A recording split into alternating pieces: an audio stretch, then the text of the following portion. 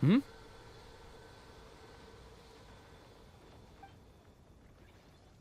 Traveler in Paimon? Huh. I'm sorry. I hope I didn't scare you. Oh, no, you didn't scare us. Just gave us a little surprise. Looks like you've gotten even more powerful now. I don't know. It just feels like it's gotten harder to control. I didn't mean to strike so hard. I'm so relieved you didn't get hurt. It's all good. We've had worse. Ah, no, don't worry about that. It's been very stable ever since I got this body. Albedo made sure of that. What you saw just now is something that only started happening recently. Maybe I'm still acclimating or something. I'm sure it'll clear up over time. Anyway, what brings you here? Did you need something? Well, The day that the writer and the watcher crossed paths was the day that the magic, known as storytelling, was born.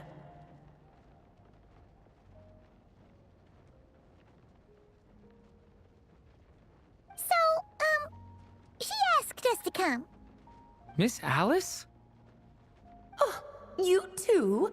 I guess I really do need to work on my impression. Well, never mind that. It's been too long, Mini Durin. And please, that's Aunt Alice to you. I have brought you and the Traveler together here for a very important purpose. It has to do with your mom. My mom? Indeed, fairy tale author extraordinaire, Anya Marie Andersdaughter. See, I knew this would be right up your alley. Now then, if you'll open the book, I will begin narrating.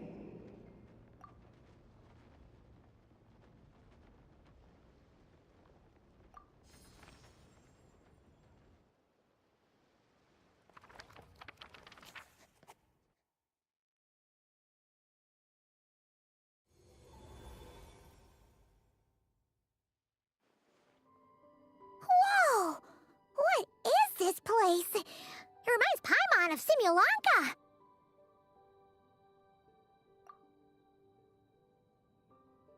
The two are indeed similar. Both worlds were built using the same magic, after all.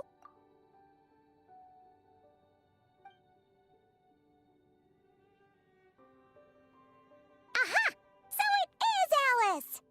Hello, Aunt Alice? Oh, no need to be shy. Just think of me as one of your mother's dearest friends. You keep talking about stories and magic.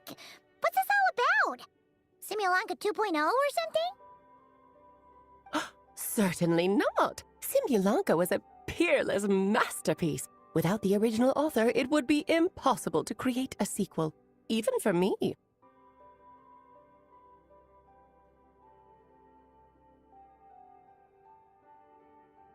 But you are right about one thing. Just like last time, I want to show you a work of magic that has to do with storytelling. What's this?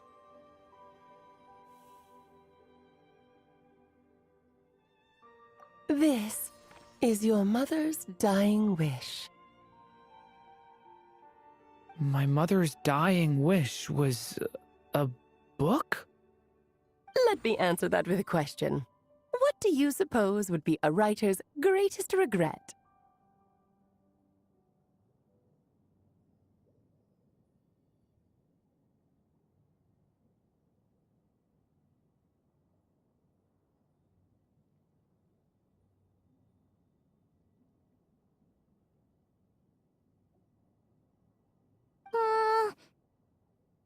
Have you ever read a book called The Little Witch and the Undying Fire? Oh, well, you're missing out. It's a wonderful book.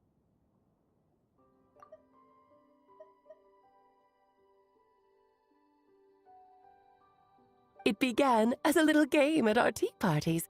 Each of us took turns writing the next part of the story. I wrote the first volume, then the other mages took their turns. Em was tasked with writing the final volume and tying everything up. But by the time everyone had finished writing their parts, Em had passed away. Oh, it was a terrible shame. A true tragedy.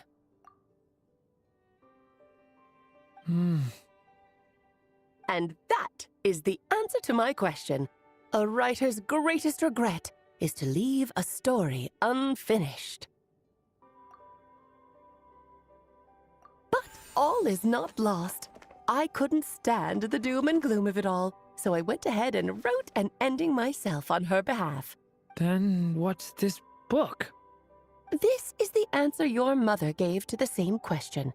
In her eyes, this was her greatest regret. She made me promise that I would bring it to you because she believed the only person who could resolve this regret is you.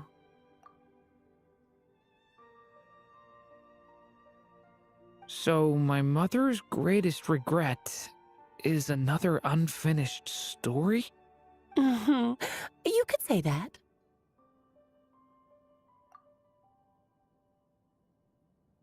And I guess resolving the regret means finishing the story? That's one way to put it. Oh, is a straight answer too much to ask for? Her answer was quite the opposite of what I'd expected. But oh, how touching it was. I'd love to tell you what she said, I really would. But that would spoil the plot, and we can't have that. Spoilers ruin everything. Oh.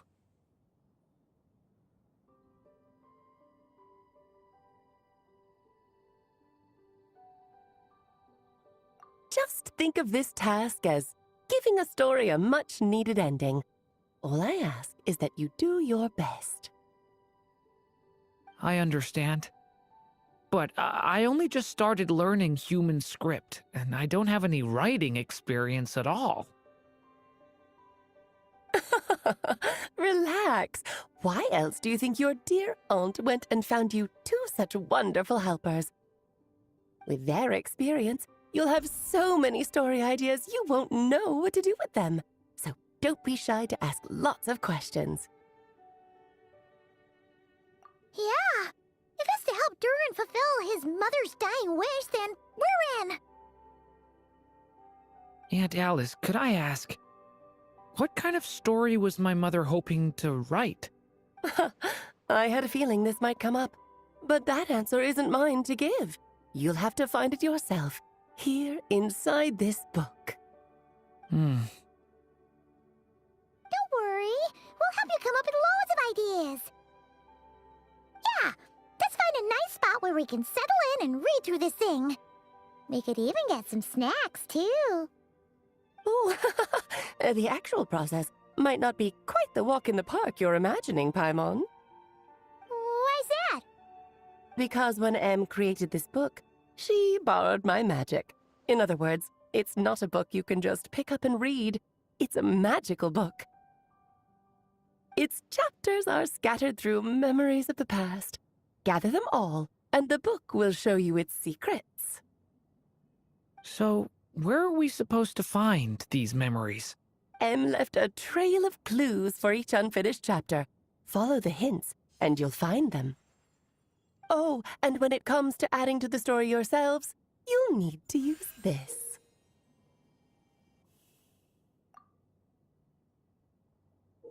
And this is... This, my dear little Paimon, is the ink Em left behind. Infused with a little of my own magic, of course. If you're planning on writing something inside the book, you'll need it. It's extremely precious, so be sure to use it sparingly. This is all that's left.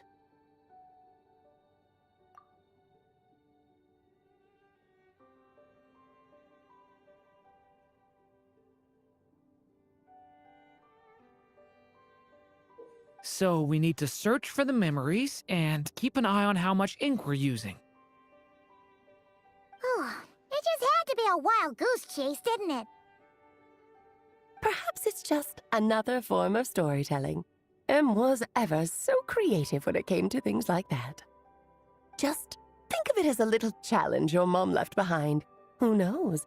There could even be a mysterious prize at the end of it all. I don't care about that. This was my mother's dying wish. Whatever it takes, I'll find a way. Yep.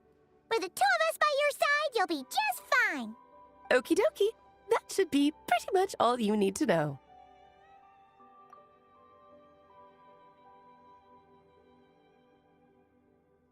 Ah, and once the story's complete, do let me have a little look-see, okay? I've read everything she ever wrote, so naturally, I can't miss this one. Yeah! Most of the time, you're pretty hard to pin down. Don't worry, I'll know when you're finished. Just wait for me to reach out. All right, off you go. I can't wait to hear how the story ends.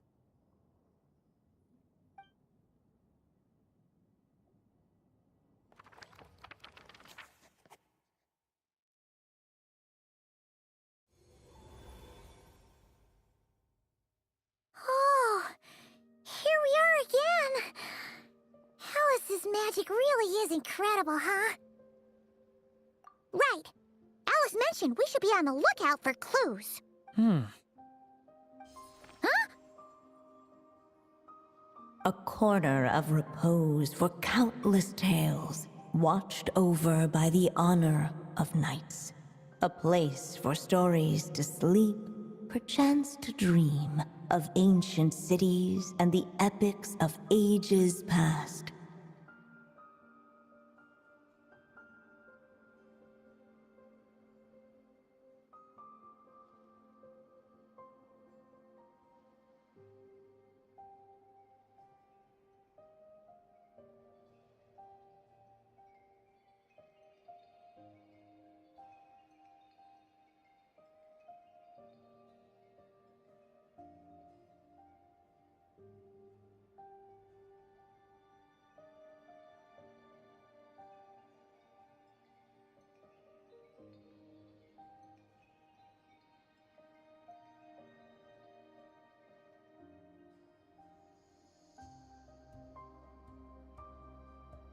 There, a witch once spent a sleepless night, and all to bring forth a story yet untold.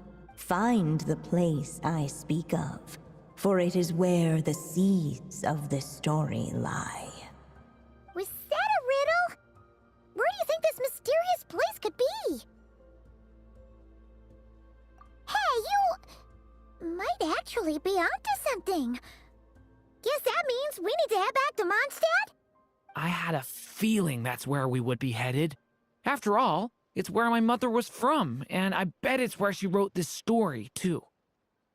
Yeah, that makes sense. Still, I feel bad about dragging the two of you along on such a long journey. Don't worry about it. We don't really have much going on right now, so we're all yours. Come on!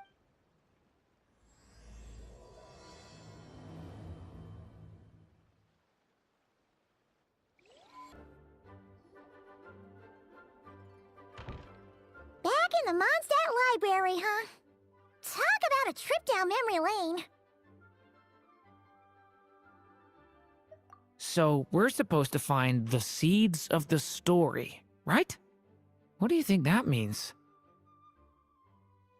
Well, we're in a library, so it's gotta be books, right? But seriously, there's so many here. How are we supposed to know which ones we need? Making a racket in a library? You should know better than that. Lisa! Oh, sorry about that. Now, who do we have here? Ah, my golden-haired cutie. And my little horn cutie, too. Sorry, Miss Lisa. I know you taught me to be quiet in the library, but Paimon was just trying to help. Please don't be too hard on her. Well, it has been far too long since we saw each other, so I suppose I can let it slide just this once. Back when he first arrived here, poor Jean wasn't sure what to do with him, so I stepped in to lend a hand. I figured, if I can handle a boy raised by wolves, Then teaching one who's part dragon should be a walk in the park. Nice! Sounds like Durin was welcomed with open arms. Why, of course. Now, let's save the reminiscing for another time. I'm sure you're here for a reason. Did you need to borrow some books? It's kind of hard to explain. Maybe you could take a look at this. Oh?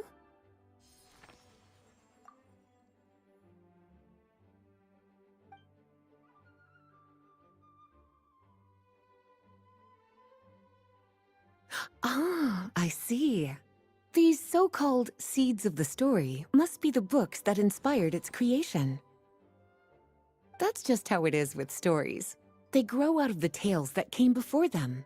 And that mage, I can almost picture her here, hundreds of years ago, scribbling away at one of these very desks. But we don't know anything about this story. How are we supposed to figure out which books inspired it? As it happens, just before I found you here, I was looking into something rather peculiar. One of the knights reported seeing some books that weren't listed anywhere in our catalog. Stranger still, just as he went to reach out for them, the books vanished into thin air. And then, a while later, while he was browsing through other shelves, there they were again.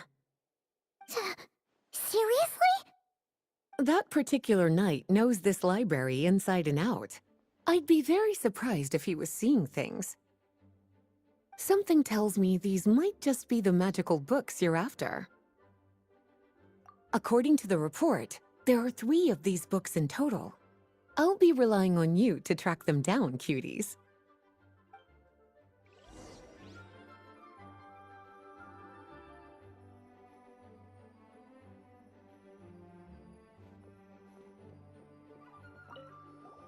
Oh, wait!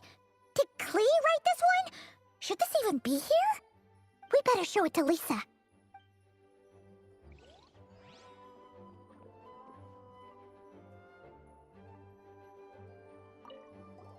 Kinda looks like a poetry collection. But why is part of the title missing? Let's see what Lisa makes of it.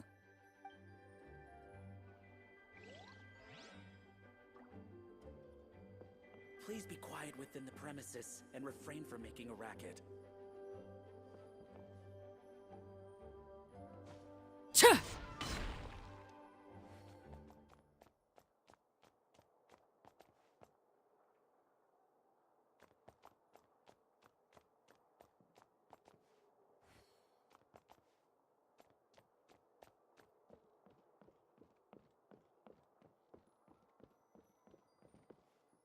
An experiment log? Looks like part of the title's been erased. There's something seriously suspicious about this book.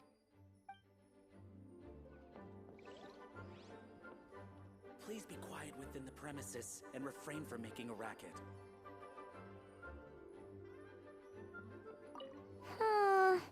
Let's hang on to this one for now. Could be one of the ones we're looking for. It's one of M's, after all.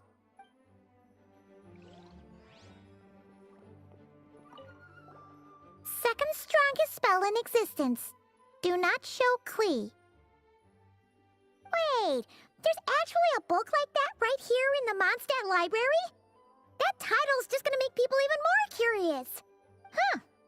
There's definitely something fishy about this one.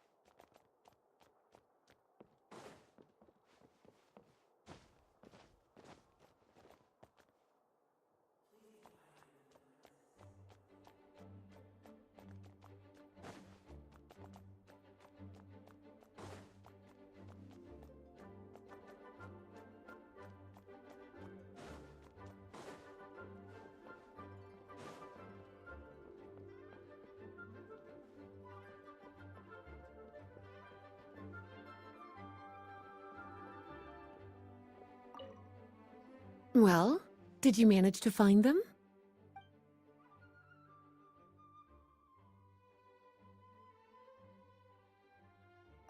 Huh.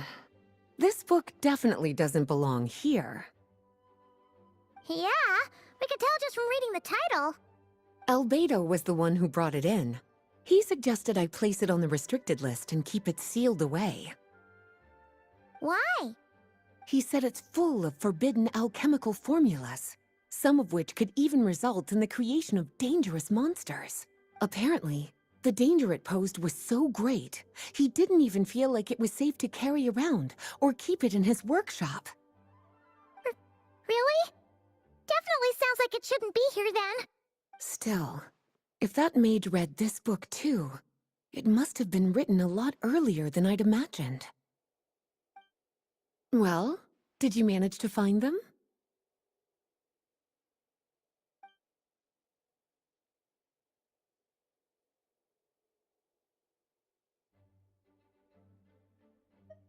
Yes, this is a restricted book, all right. It certainly isn't supposed to be here. Huh. But it looks like a regular poetry collection. How did it end up being classified as a restricted book? The issue lies with one of the poems inside. You've heard of the great battle that took place on Dragonspine, yes? 500 years ago, during the cataclysm in Conria, an evil dragon descended upon Mondstadt. A fierce battle with Dvalin ensued, but in the end, the evil dragon fell, and Dragonspine became its resting place. You're talking about Durin. The Durin of Dragonspine. Well, the poem in question turns the whole battle into a dance, with the evil dragon recast as an innocent child who came here in search of friends. But given all the suffering experienced at the claws of that dragon, how could the people of Mondstadt accept such a retelling?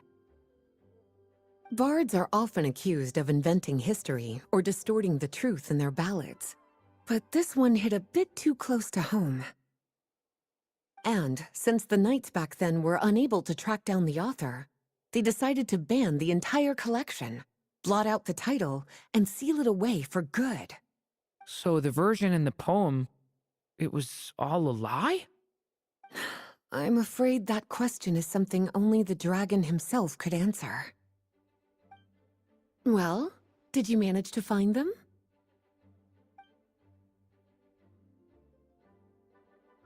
Truly extraordinary, and certainly not the kind of thing that should be just lying around. In fact, Miss Alice gave strict instructions about it. So, it's some kind of book of spells? Paimon's guessing magic this powerful should be kept a secret. It's true. This book does contain one of Miss Alice's spells. But honestly, virtually no one could actually pull it off, even if they tried. The only reason it's even meant to be in the restricted section is because we can't let Klee get her hands on it.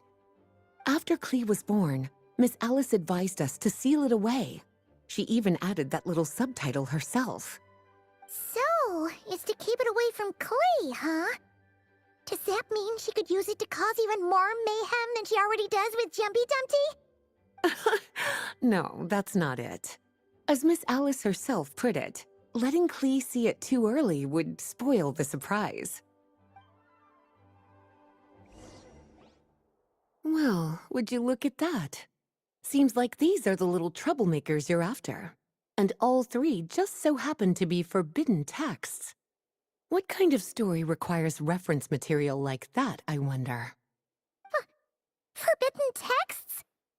You know, the first time you mentioned that the library had a restricted section, Paimon thought you were just trying to scare us. Are you saying it actually exists?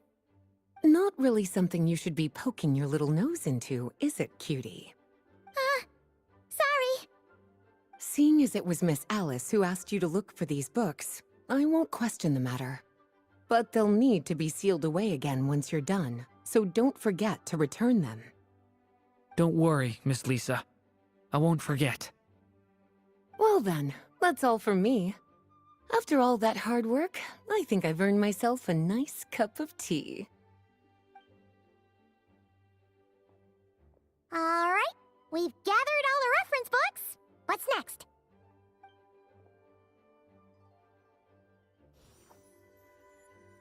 Wait, look!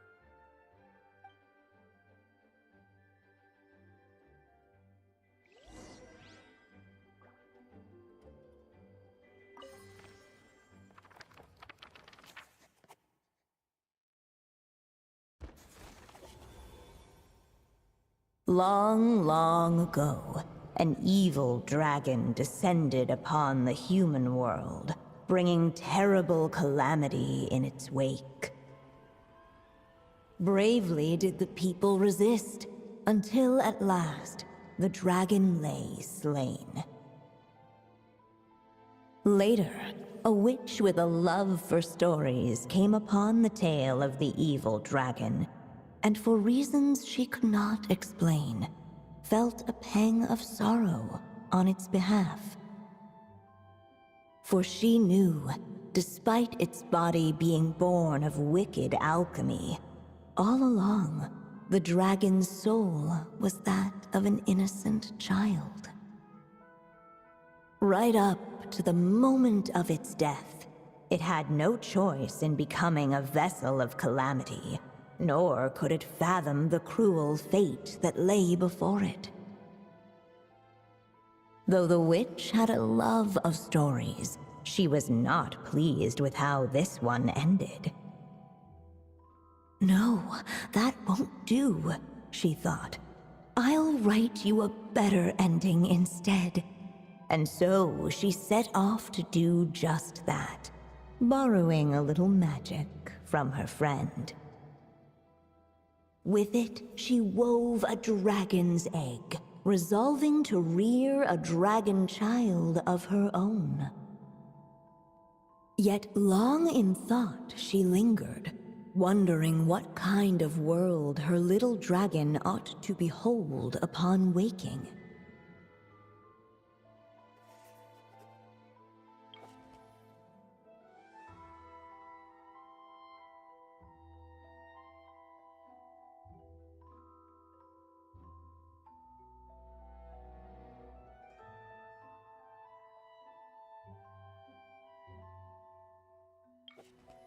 At last, she made her mind up, adorning the cradle with a trace of palatial splendor. Then, she quietly waited for the egg to hatch.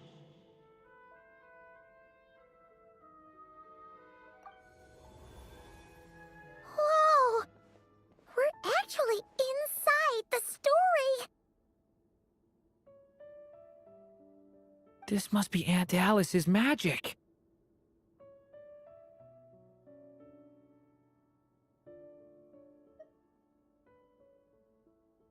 Yeah.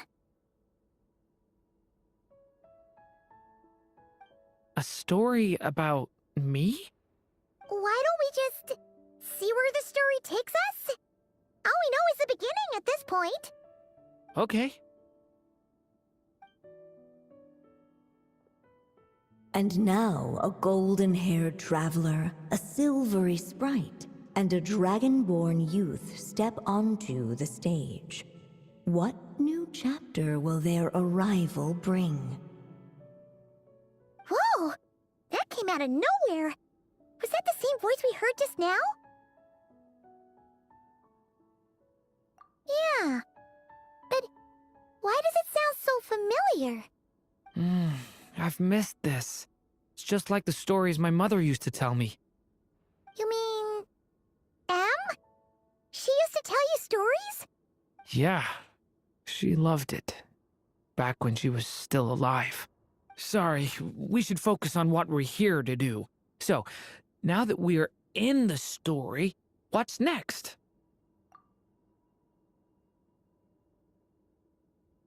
The dragon youth wondered aloud. Yet all he could do was wait for the story to unfold. Of course, there's something to be said for helping it along. Perhaps a little exploration could prove fruitful. Oh! Is that a hint? Yeah, I agree.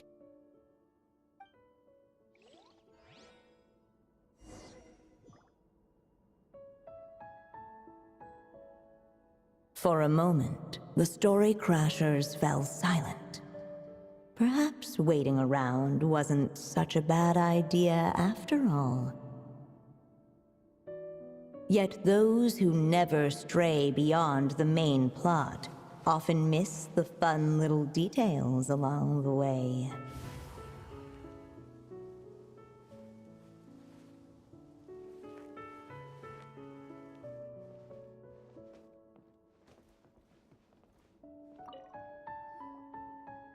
Dodoko doll is meant to be the witch in the story, right? All the people we've seen that look like that turned out to be mages from the Hexen Circle. Do you think the witch in this story is one of them too? My mother had a hat just like this. Then, the witch must be M. Looks like this story really is about Durin, huh? Whether the sprite spoke true or not, it had little bearing on the story at hand. For in that moment, what mattered most was not that she was a witch, but a mother waiting for her child to hatch. Let's keep looking.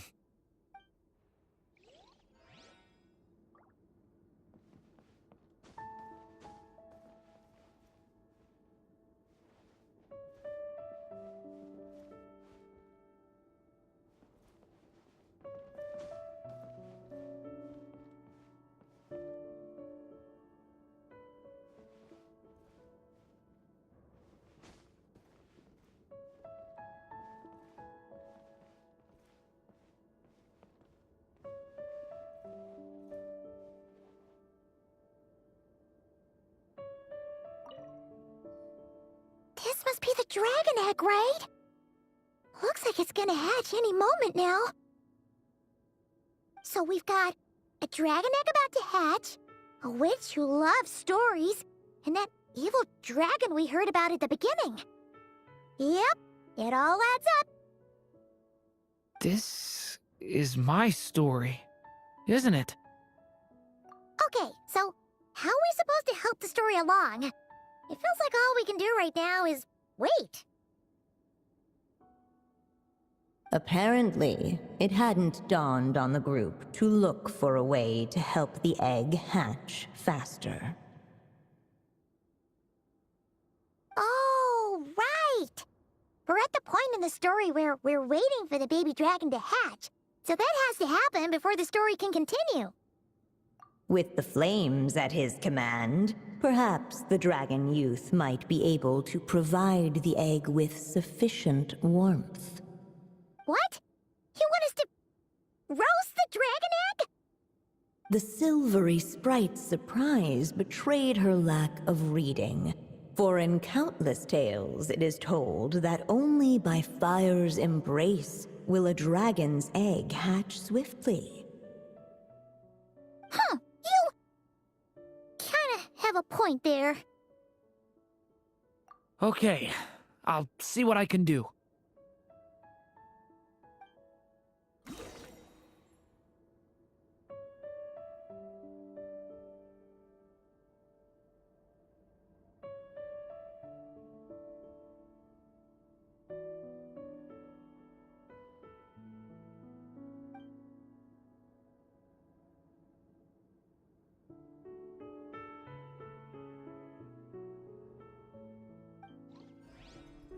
Can I stop here and play? I mean, take a stroll.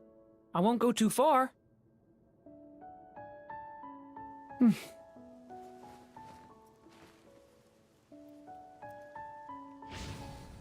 Devouring Claw! Stay away from me! Clearly, both the golden-haired traveler and the dragon youth were eagerly awaiting the little dragon's birth, though perhaps their longing burned a little too brightly. Still, such fiery anticipation might itself become a blessing. Today is a new page in my story. I want to savor every scene. At last, under the witch's expectant gaze, the little dragon broke free from its shell. No living being has ever decided the moment of its birth. You were no exception, my child. I brought you into being because I willed it so, just like the witch who created that evil dragon. But I promise you this, your birth was wanted. You are loved, and you will have a different fate than the dragon that came before you. You've never told me those things before, but for some reason, I always knew. Thank you for bringing me into this world.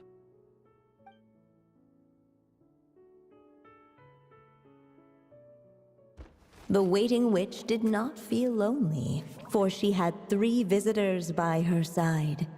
Together, they beheld the hatchling's first breath of life.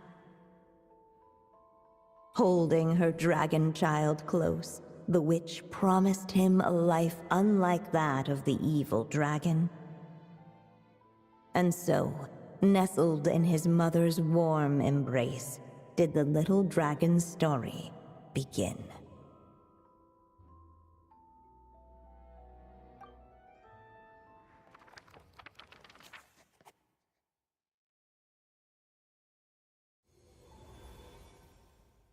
Wait, isn't this Mondstadt?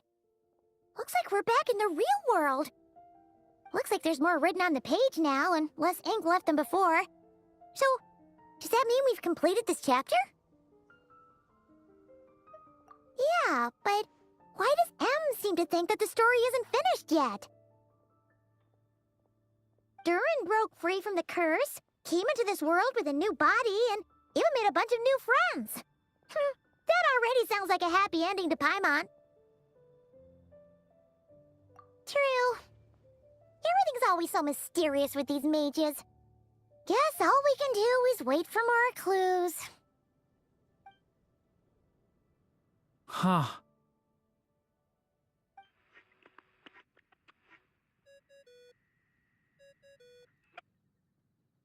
Is this thing on? All right, that should do it. Hey! That's Alice's voice! Hello there, children. If you're hearing this, you've stumbled upon the little recording I left for you. I thought you could use a few hints about how the book works. By now, I'm guessing you've already begun to leave your mark on the story. You should know, however, that the book needs time to absorb the ink, so the next chapter's clues won't show up right away. Wait, so even magic ink needs time to dry? The good news is, you can return to any chapter you've already completed and continue to explore the mystical, magical storybook world you helped create. Have fun, dearies. Toodles! Oh, man! Paimon was so ready to knock this out in one go! Maybe it's for the best. Sooner or later, we'll end up being whisked off to another world again, and if that happens, who knows when we'll be able to come back. So it might be good to take a break while we can. A break. Yeah! Paimon has a sudden craving for the Good Hunter's sticky honey roast. And we happen to be in Mondstadt, so... So let's meet up here later. I need to find Miss Lisa to return those books anyway.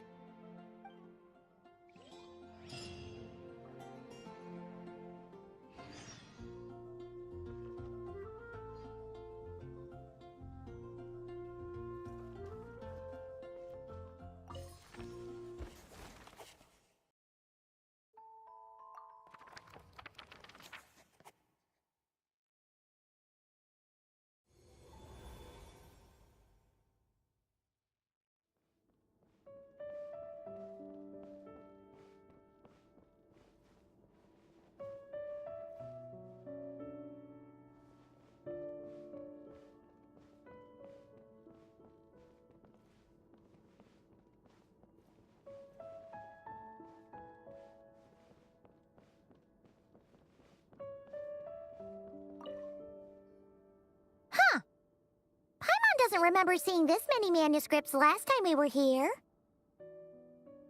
So, she wrote this many books even after Durin was born? Let's see.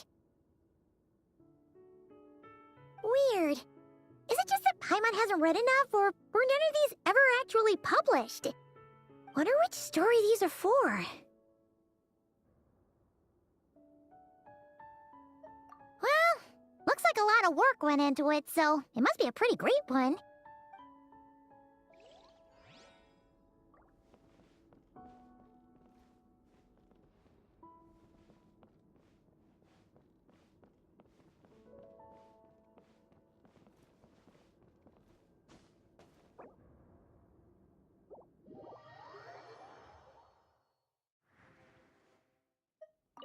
Aunt Alice said we can return to the story world at any time. If you feel like checking it out again, just come find me.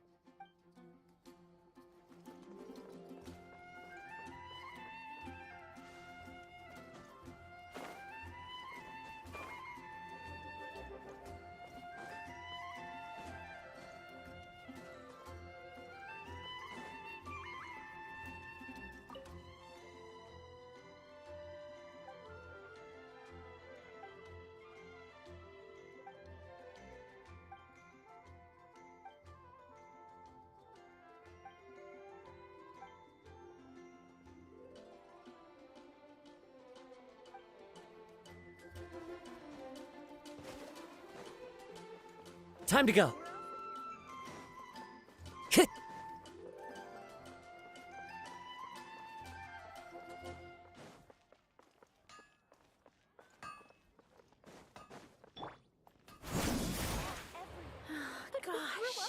All I can think about it.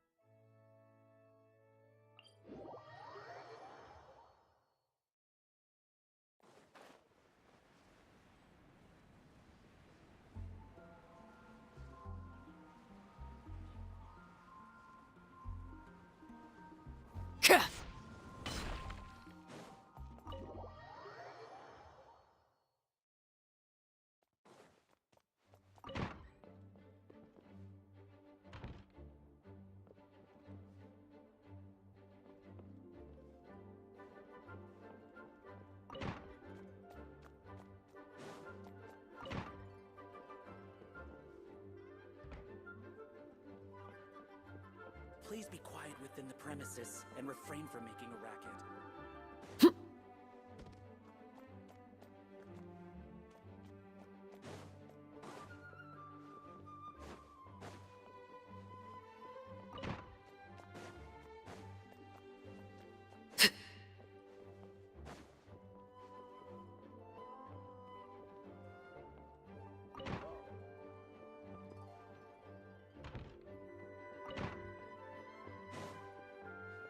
Please be quiet within the premises and refrain from making a racket.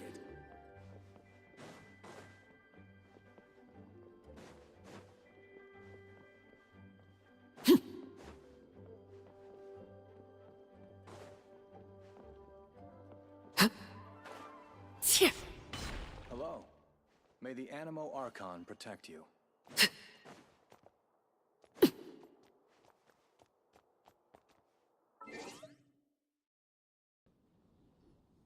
Hey, Durin! more clues for us? We're all set for the next chapter. Yeah, I was just about to come find you. Let's see what it says. Now sprout to life the story's seeds, stirred by wind-born melodies. Then on that breeze the music leaves, fading into distant memories. Seek the place where wind and tale entwine, and once there, make 3 riddles into verse, and 3 melodies into song. For in poetry and song will this story start to blossom. Come on! Another riddle? All that talk about wind and melodies? What do you think the answer could be? Oh! Care to elaborate? Wind? Music? Poetry? Tone-deaf bards gotta know the answer. You mean Lord Barbados? Albedo introduced us when I first arrived in Mondstadt. I mean, someone like me was bound to catch his eye sooner or later. It's better that it's out in the open anyway. Now, how should we track him down?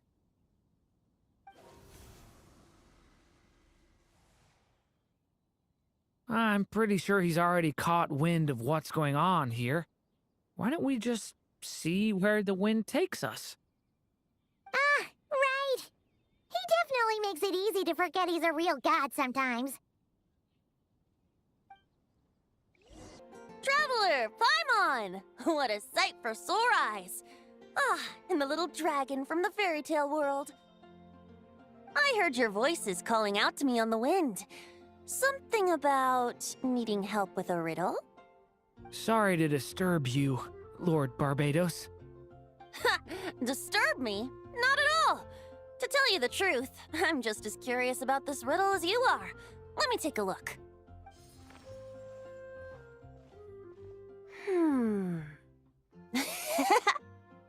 What is it? Did you figure out the answer? 3 riddles and 3 melodies. That sure takes me back. The answer you seek lies hidden in memory. Looks like running to Tone-Deaf Bard was the right call after all. Long ago, those mages came to Mondstadt, seeking to test their strength against mine. But I replied, let us make music, not war, and resolve our conflicts through song. So I strummed my lyre and sang them this verse.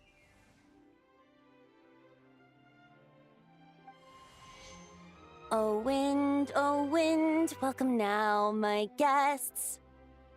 Pass through verdant leaves unseen, where shape your formless self may take, and offer up a graceful scene, a fleeting gift for welcome's sake. Leap at the edge of a sea of clouds, where land meets sky and sky meets ground. There frighten off the noisy crowds and bring my guests a calm profound. Fly beneath the stars up high, where mortal noise is swept aside, that my dear guests with starry eyes may share the dreams they hold inside. Now go to where I vowed to keep a quiet spot for them to sleep.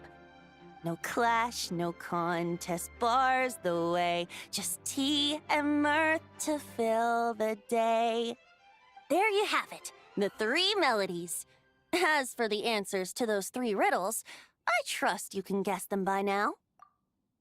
The woods, the edge of a cliff, and the sky? Correct! Funnily enough, your mother was also the first to solve it, all that time ago. There must be some kind of special rapport between those who write stories and those who sing them. The woods, a cliff, and the sky. Oh! So that's where it is! I suppose the spot that answer points to is where you're headed next. You should know, after solving my riddle, the mages even accepted my proposal and made that location their official meeting spot. And going by what your book is suggesting, once you found it, you might want to try playing the melody I just shared with you. Guess you can be pretty reliable when it counts, huh, Great Animal Archon? Thanks for the help, Lord Barbados. Still got questions for me, huh? Yeah, you must have read countless tales in your time, being a wandering bard and all. In your experience, why might an author consider a story unfinished? Unfinished? Well, I guess if there's something left to accomplish in the story, or, oh! If the last line goes, "To be continued." Huh? Wow, your helpfulness lasted for like 1 second. In all seriousness, I would think the answer to that question lies in your mother's story itself. It's not my place to pry any further. All right then, we should get going. I wonder when their next meeting will be. Okay, we're here! Now, we just need to play the 3 melodies, and we should be able to gather the memories for the next chapter, right? A musical performance? Huh. Out of all the things Miss Lisa has taught me, that's the one I'm worst at.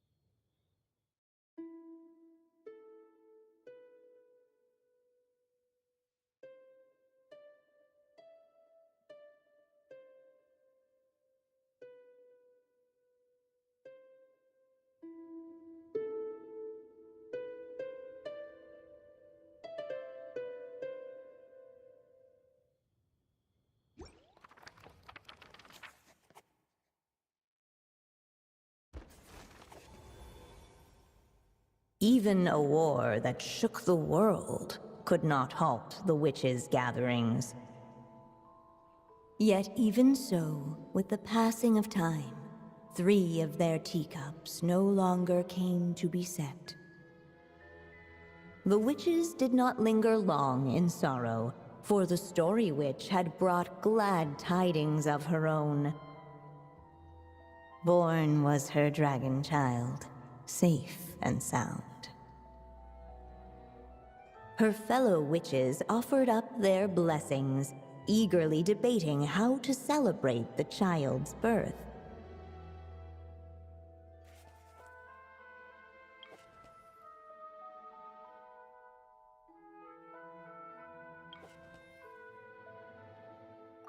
In the end, they settled on the most vibrant balloons they could find. After all, what could be more joyous than the arrival of new life? And so, the witches' gathering turned into a birthday celebration.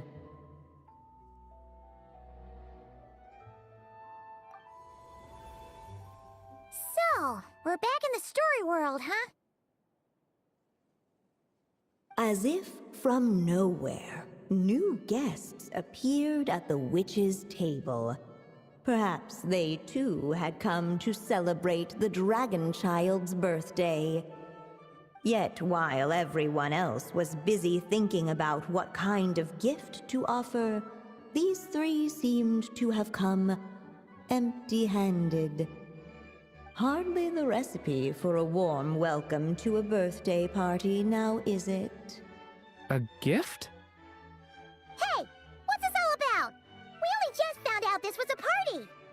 While the guests voiced their complaints and grievances, perhaps they should have been wondering what kind of gift to give instead.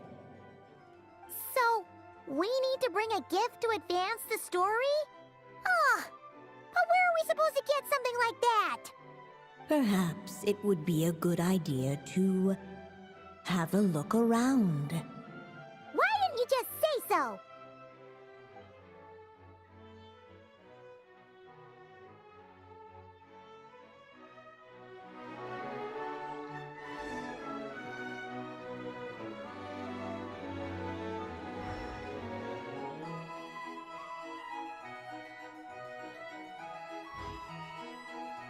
The witches went on chatting away, ignoring the empty-handed guests.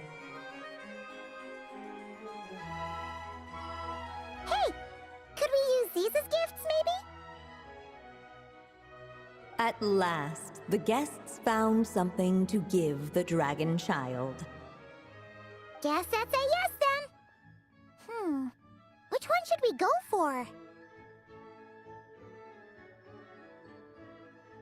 Still, the guests wondered, what kind of gift might the little dragon really want? Should they put a warrior's sword in his hand and send him out on an unstoppable quest to save the world? Or perhaps a wandering hero's slingshot and the promise of a life of endless, uncharted adventure? Or maybe even a scholar's tome and the chance to take on all the world's unsolved mysteries. Okay. Wow. That's a lot of pressure all of a sudden. Oh yeah! Technically, we're actually picking a gift for you. So, which one would you prefer? You want me to choose? Wow, this feels kinda special. How come? For as long as I can remember, I've spent most of my time living in the stories my mother created. I always thought my mother had everything written out for me already, just like the toy figures in Constellation Metropole. What I wanted to do with my own future. That's something I've never really thought about. What did I want back then? This is the first time I've ever asked myself that question. Sounds like this is the perfect opportunity to answer it then. It's been a while since you left Simulanka, and after everything that's happened, it might be about time to start thinking about your future. Then let me give it some thought.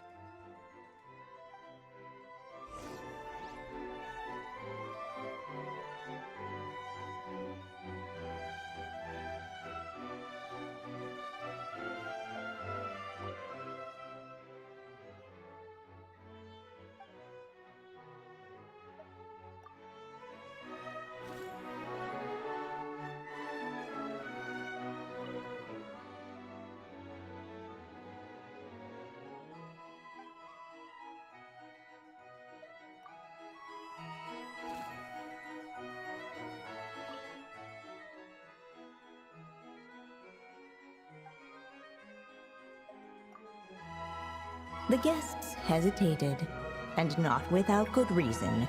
Given how much this gift would mean to the little dragon, a bit of careful thought could go a long way.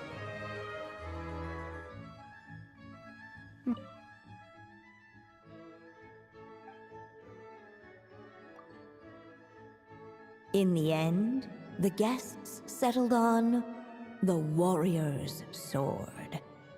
So, your dream is to become a warrior?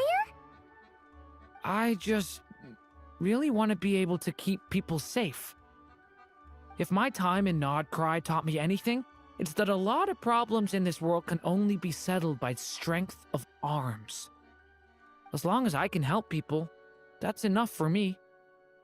Really? But I don't think it's enough.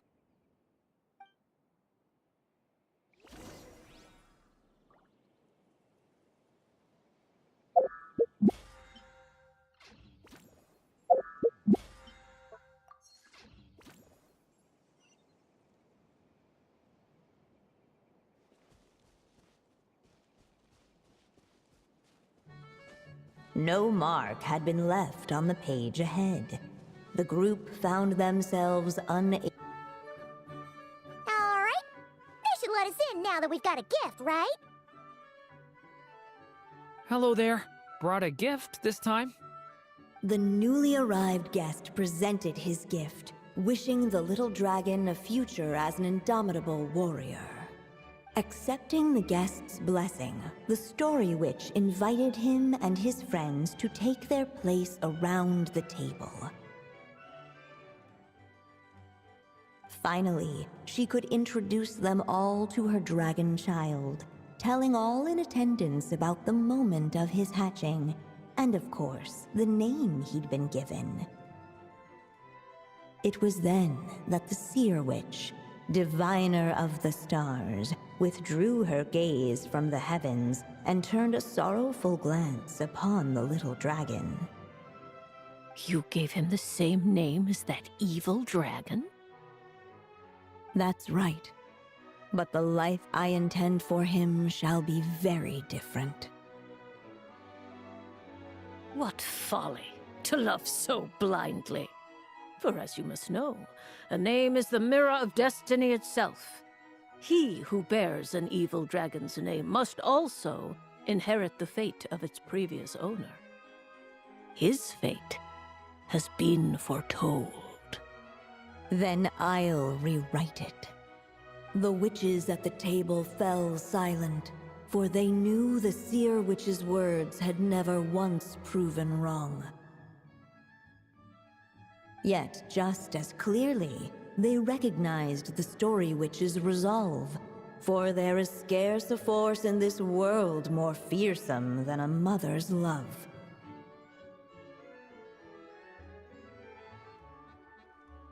At last, the Merry Witch stepped forward, dispelling the uneasy silence. So be it.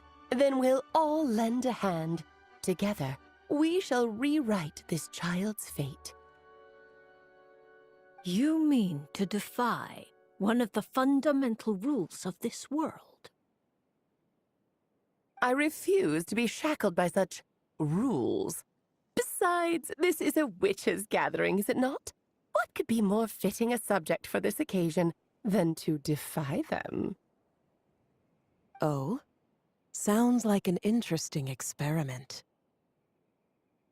I suppose, were we to succeed in this endeavor, we might bring a touch of wonder to this otherwise dreary sky of stars. The Merry Witch finally talked them all round, just like she had done many times before. Warm and strong as the sun she was, so much so, in fact, that those who her light shined down upon had no choice but to bask in it. And so the witches readied their gifts, 3 marvels of the cosmos.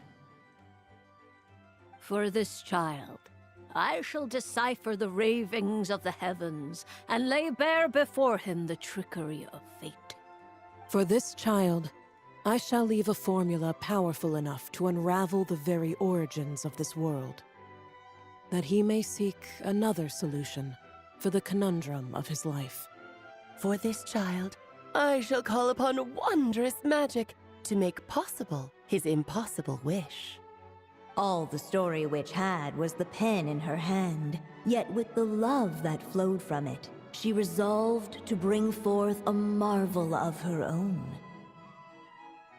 For this child, I shall leave behind the last story I will ever write, and with it, a path to an ending yet untold.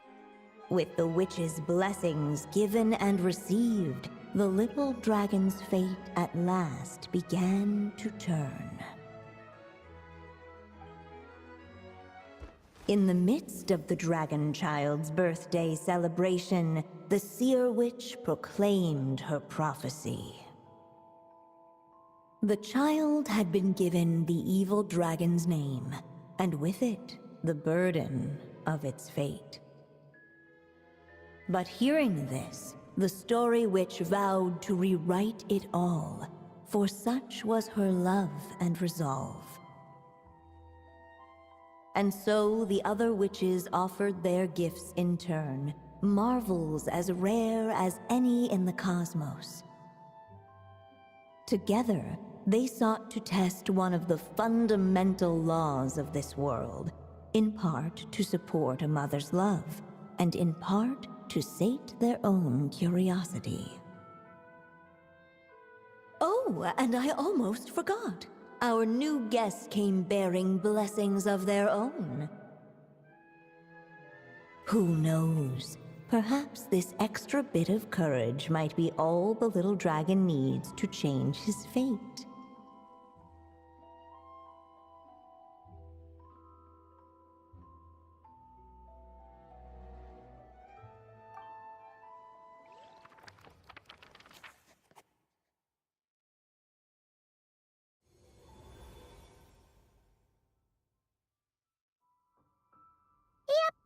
Looks like we've completed this chapter, too. Those witches in the story were the mages of the Hexen Circle, right? They sure seem to care a lot about you, Durin. But, Paimon kinda had trouble following their conversation.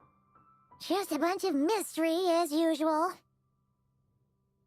The evil dragon's fate. Oh, is that what you're worried about? But didn't we already take care of that? Ah, the mages must have had a hand in that, too. Also, I was just thinking, which part of the story are we even meant to be completing? Oh, it feels less like we're filling in the gaps and more like we're adding something new altogether. But we use the ink, right? And the book hasn't given us any more clues, so that must mean our task is complete. At least for now. Yeah, I guess we're doing something right.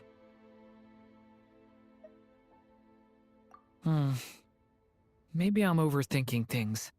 It's just, this is my mother's final wish, so I don't want to mess it up. Anyway, thanks for all your help. I'll let you know as soon as the book reveals a hint about the next chapter. Okay then. See you in the next chapter.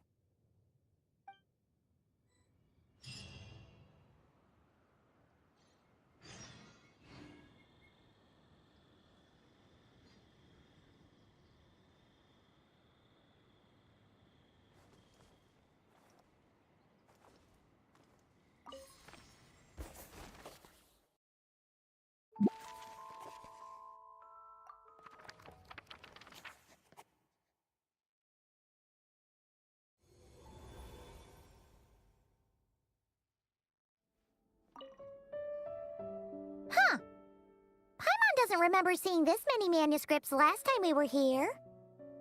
So, she wrote this many books even after Durin was born? Let's see. Weird. Is it just that Paimon hasn't read enough, or were none of these ever actually published? Wonder which story these are for. Well, looks like a lot of work went into it, so it must be a pretty great one.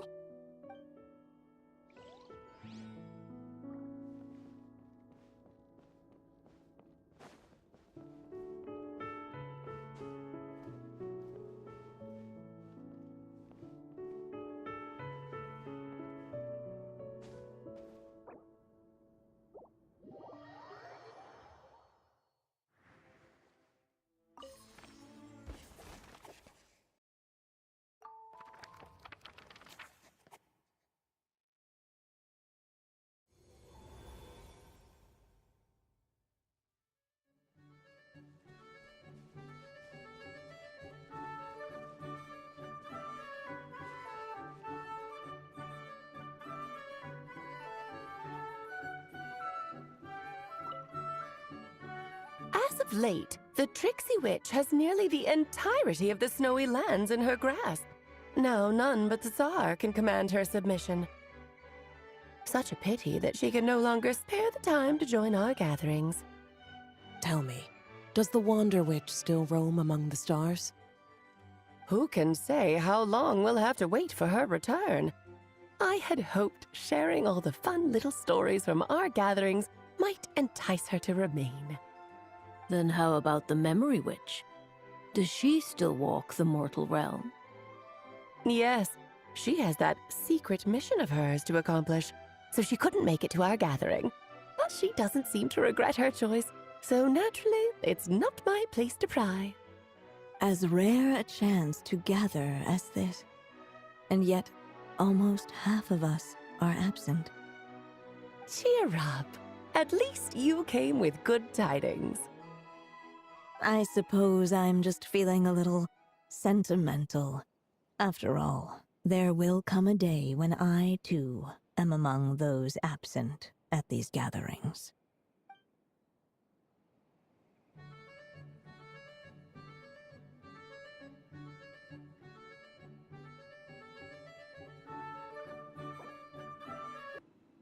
I think I'm gonna stick around, take my time reading through this book. If you feel like jumping back into the story, just come find me. Some say the god of fate calls the outcome of every dice roll before it's even made. And that's why the secret to winning a lot of games is having that god on your side. Your luck is amazing, Kaya. Your turn. Give it another shot.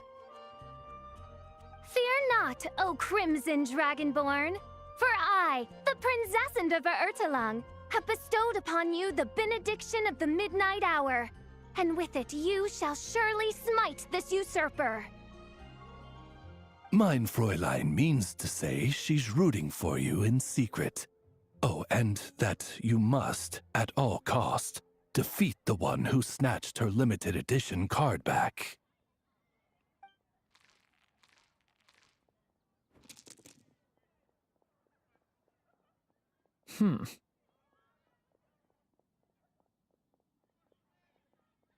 I'm not too sure if that counts as good luck or bad. Tis not but the perfidious machinations of fate. Hey, everyone! Mr. Honorary Knight and Paimon! You're back! It's good to see you, Honorary Knight. Mein Fräulein is quite invested in the outcome of this match, so please, allow me to extend greetings on her behalf. Of course! But if you're out playing cards, how come you're not over at the Cat's Tail? There's something about our horned friend over there that seems to frighten off little animals. Could be because he used to be a dragon. Normally, the animals just steer clear of him, but in the close confines of the Cat's Tail, let's just say, the feline residents probably consider it their turf. And we all know how dangerous a cornered cat can be. I just wanted to borrow one of their nests for a nap. One of their nests? Wait, you mean a cat sofa? Yeah, it's more comfortable for me. I can stretch out just the way I like. But it turns out the Black Cat and his minions are quite territorial. Luckily, Miss Diona helped smooth things over, and they finally agreed to let me use one. But, I only get to use it after dark. Oh, Diona stepped in! You know, underneath it all, she really does like helping people. The more likely reason is because Durin won't touch a drop of alcohol. As far as Diona's concerned, that pretty much makes them two peas in a pod. It's a shame, really, considering everything Mondstadt has to offer in that regard. Mondstadt's alcoholic drinks are a bit too much for me to handle right now. But maybe someday. There's no need to force it. Who says you have to drink just because you're in Mondstadt? Yeah, it's just... I'd really like to make some more friends, so I need to learn how humans socialize. I guess alcohol is usually involved, though. But that's why I started learning how to play Genius Invocation TCG. It's also a kind of social activity, but it doesn't involve drinking. And I've been lucky enough to receive the guidance of the Prinzessin de Verurteilung herself.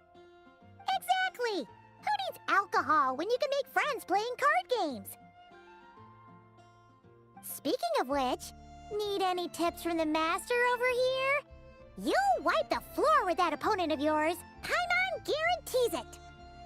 Unfortunately, with the luck he's having, not even that legendary card master from Sumeru could turn things around at this point. Yeah, that last roll wasn't great. But who knows? Maybe you'll have better luck next time? He keeps getting the exact same roll over and over. This is the third time already. If there really is a god of fate, they could have cut this kid a bit of slack. Like, I don't know, make it possible for him to roll at least one other side of the dice? I think I've lost. Must even a dragonborn, sanctified by the power of benediction, succumb to fate's insidious snares? Don't be sad, Durin. You'll definitely win the next round. You can even borrow Dodoko if you want. Mom says she brings good luck. Thanks, Klee, but there's something more important I need to take care of now. Oh, okay. So, the book's given us another hint, right? Yep, and I think I've guessed where we're headed this time. Come on, follow me. So be it. Such are fate's accursed wiles.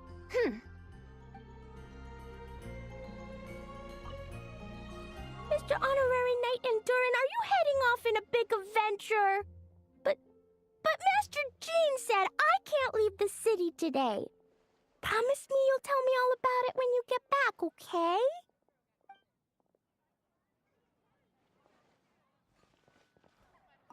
Not every day you're back in Mondstadt, huh? Care to grab a drink if you're free?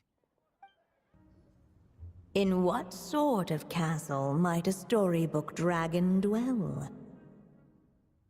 The witch turned to a mighty dragon born upon the wind to seek her answer. From afar, she beheld a solitary castle, standing lonely beneath its wings, and wrote it into words. Its walls kept out the wind and rain, yet also cast a solemn shadow. Enveloped by their shade, the story's boughs were lulled into a torpid slumber and reached no further skyward. So that's the clue.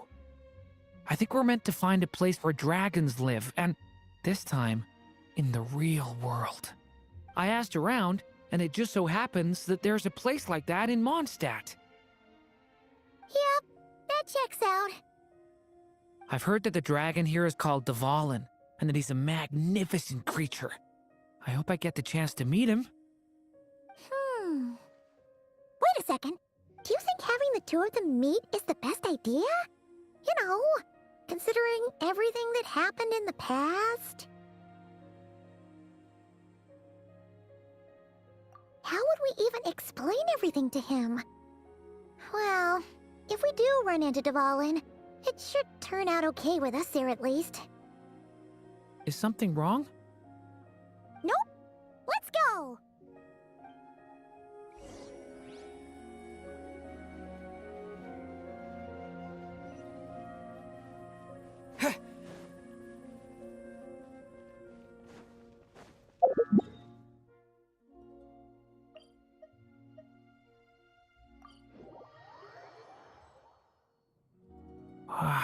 So, this is where Dvalin lives? Yeah, right into the middle of a raging storm. If you're afraid of getting blown away, Paimon, you can always hang onto my sleeve. This isn't Paimon's first rodeo. Come on, let's get going!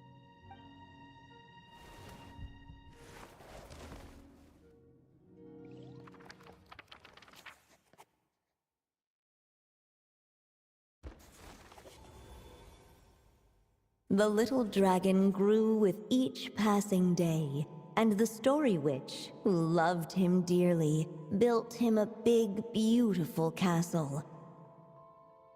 Yet in the end, she herself succumbed to time's merciless march, setting forth on a journey to a place beyond even the stars. All of a sudden, the little dragon found himself alone. He tried leaving the castle to make some new friends. But already he had grown the claws and scales of an evil dragon, just as the prophecy had foretold. Afraid he might hurt someone, the gentle little dragon hid within the castle his mother had built, and came forth no more.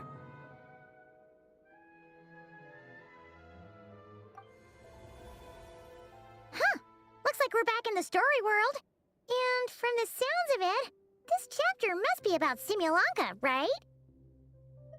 Yeah, like the fairy from the Forest of Blessings, the king of Constellation Metropole, that cat lady who turns into a box. Ah, yep. That will be Nilu, Navia, and Kirara. Oh, and there's Hat Guy, too.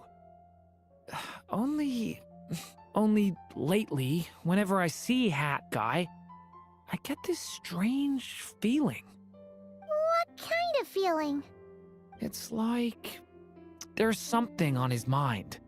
He hasn't told me what it is, but I can sense it all the same. Well, he's always been kind of broody.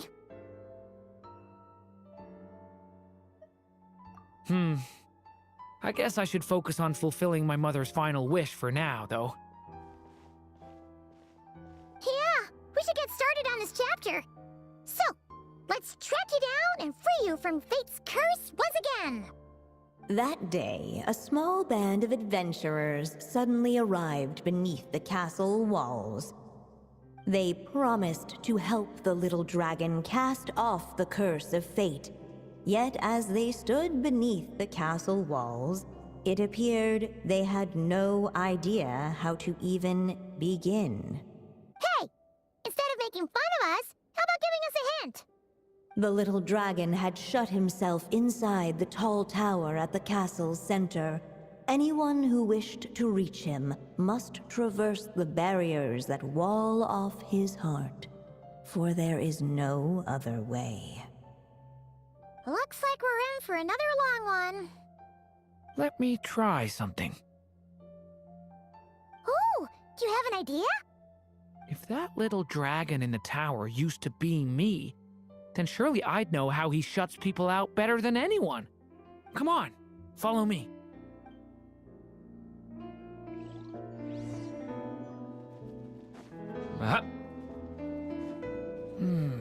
That telescope. I've seen magical tools like that before.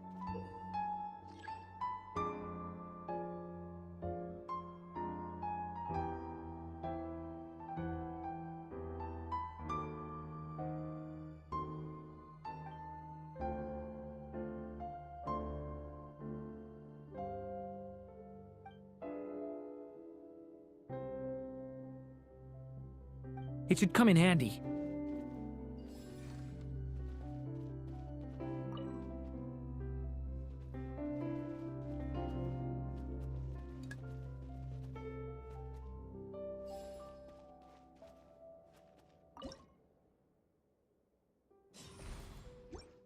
Whoa! That block just got bigger! We can get past the obstacles ahead by using these blocks to jump upwards.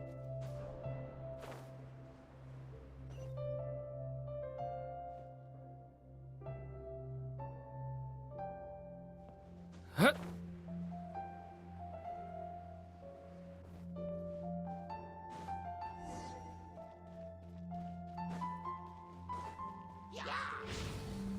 Leave it to me! This place is like a maze. How are we supposed to get through? We'll just have to check each spot.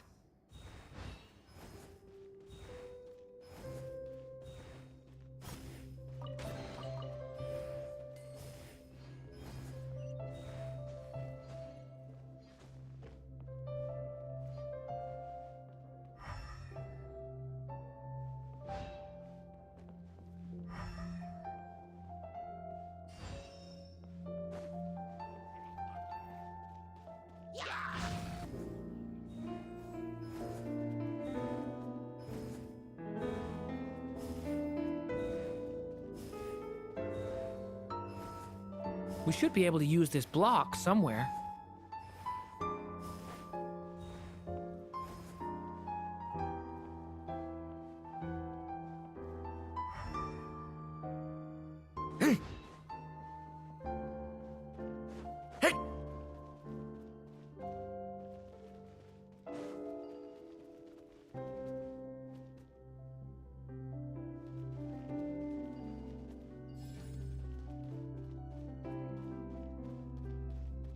Looks like this telescope is missing some blocks. Oh. Let's try the one we just picked up. Still not enough. Guess we'll have to keep searching.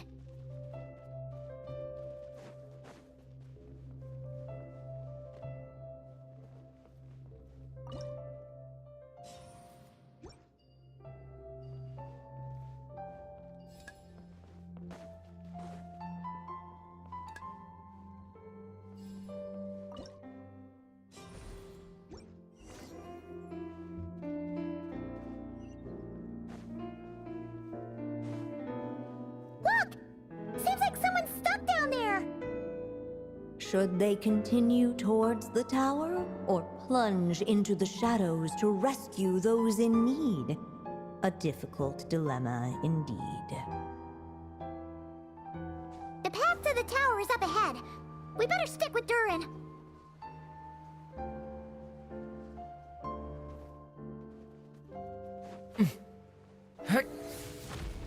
It's so dark here. Hey, there's a fire over there. Let's go check it out. Wait, is that? A little pixie that can fly. Are you here to help the dragon break his curse too? Oh, what's this? More brave adventurers bold enough to set foot in this castle? Come, join the ranks of your liege's guard. Nilu and Navia! Nilu? No. I'm a flying squirrel fairy. And I'm a giraffe king. Not this Navia you speak of. That's right. Oh, and don't forget Catbox Lady. Are you friend or foe? Friend! Definitely friend, Miss, Catbox Lady? Yeah, Simulonka is a big part of Durin's story, so guess it's no surprise the people we were with there would make an appearance. Okay, I think I get it now.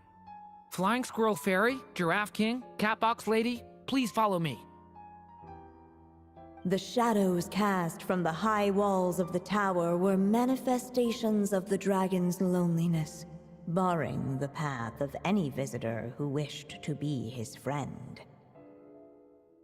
The group of brave creatures sought to aid the little dragon in lifting his curse, yet without light to lead the way, the group was trapped, waiting on a miracle. These shadows are blocking our path. It seems like the little dragon is afraid to meet us. If only we had more firelight. But you three don't seem to fear these shadows. Why? Because I carry more than enough firelight for all of us. Besides, even though we're here to complete the story, who says it can't look a little different this time? Before I met you all, I was so sure I'd never make a single friend. I pushed away anyone who tried to get close, until some kind of miracle brought you to me. This time, allow me to return the favor. I'm not sure I followed all that, but you want to help the little dragon break his curse too, right? Yes, so please, come with me.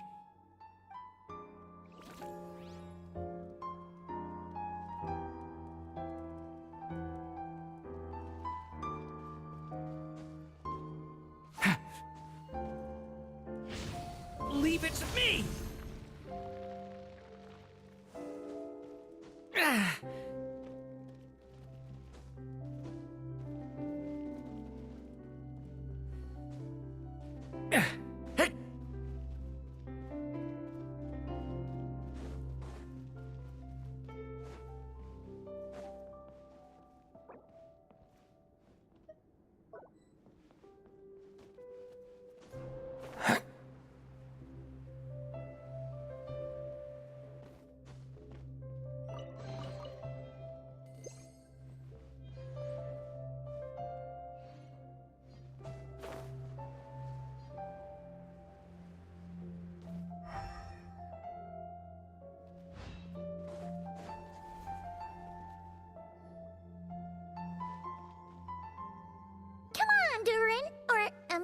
little story dragon.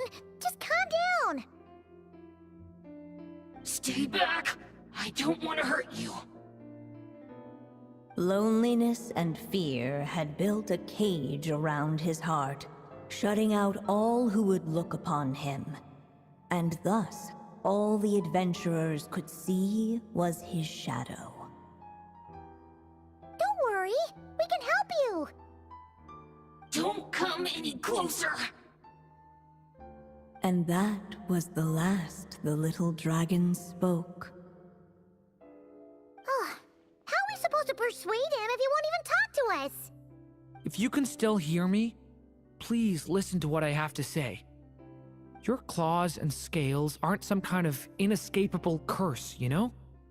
You'll overcome it one day and make lots of new friends. I'm sure you think I'm lying.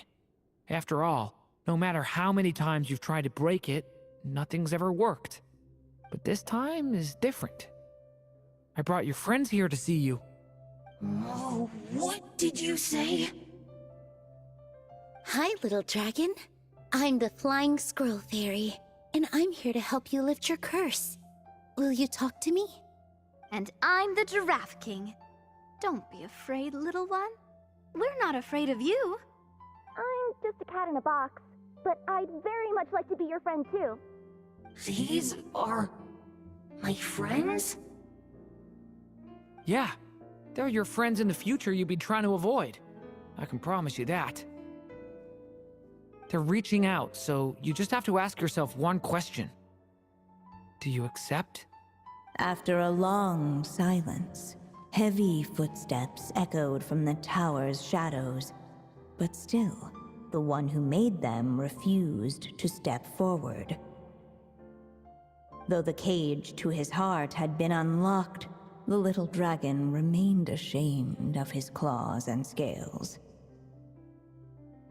How can I face my friends like this? Don't worry, little dragon. We're gonna offer up our blessings and make a wish to the goddess of fate to release you from your curse. Yeah, just like last time. Make a wish? To the goddess of fate? At that moment, the merry witch made her entrance. Hello, little one. Don't be afraid. With the blessings of your friends, your wish shall be granted. Alice? Wait, you're the Merry Witch from the story? Correct. It is I, the Merry Witch, creator goddess of this realm. And it just so happens the goddess of fate is none other than my dear friend, the Story Witch. I'm here to make good on my promise to lend her my second strongest spell. With this spell, she'll have the power to create an entire world. So naturally, granting your wish won't be a problem. Provided, of course, you receive your friend's blessings. But before we proceed, I must check something on her behalf. Little dragon, do you accept this blessing? I want to be your friend. So if you're offering, then yes, I would love to have your blessings. Were it not for the adventurer's blessings, this tale might have ended long ago. Thanks to them, another ending was now possible. Yet in that moment, they did not know if this blessing was truly a gift or just another trial in disguise. What? You didn't say a word when we actually needed a clue, but now at a critical moment like this, you turn up and start playing mind games? Another trial. That actually sounds about right. Be it the fictional problems of Simulanka or unavoidable conflicts in the real world, if you think about it, that's what they've been all along. But if it wasn't for those trials, I never would have met any of you. So, despite all that, I'd still like to give my blessings. That's the spirit! Come on, Durin! Let's help you make your wish come true again! On behalf of both my past and present selves, thank you, my friends. Fortunately, a brave band of adventurers heard tell of the little dragon's story. Determined to lift his curse, they fought their way through countless trials. To help him, they offered up their blessings and made a wish to the goddess of fate. At last, their wish was granted. Shaking off his scales, the little dragon stepped out of the tower's gloom. But his time in the world beyond the castle would soon teach him this gift would bring blessings and trials of its own.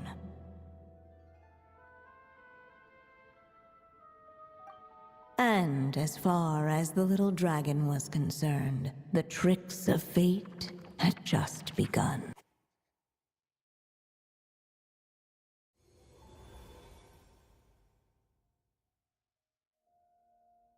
So, Durin's wish came true, just like it did before. If this story was written by my mother, then surely that was the last chapter we just completed. Oh yeah! So, in other words, we finished it! Looks like that's a wrap on Alice's task, and there's even some ink to spare. Guess we'll have to wait for her to make contact, like she said. So, my mother's final story has finally come to a close. Sounds like you're a little sad to see it end. Back when I was still living in Simulanka, I was always under the illusion that my mother had never truly left. Every day I spent immersed in that world. It felt like she was right there by my side, still reading me bedtime stories. Durin. That's right! And you've got so many other friends waiting for you back in Mondstadt! Yeah. Speaking of which, after all that flying around, Paimon's starting to feel hungry again. So, why don't we head back to Mondstadt? Perfect excuse for a big meal with the rest of the gang. Now that you've fulfilled your mom's final wish, a little celebration seems in order, right? It's just a pity we never got to see that big, beautiful dragon. You were really looking forward to meeting him, huh? He might not be here all the time, but Paimon's sure you'll get a chance at some point. All right, no worries. Anyway, since this feast is to celebrate me fulfilling my mother's final wish, I guess it should be my little treat. Pretty sure that's how humans do it, right? Nuh-uh. This one's on the Traveler and Paimon. Celebrating each other's achievements is what friends are for.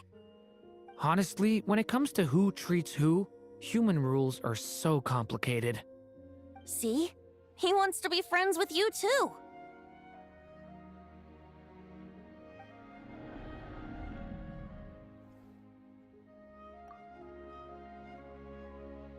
But the moment hasn't come. At least, not yet. In any case, the story should have a better ending this time, don't you think?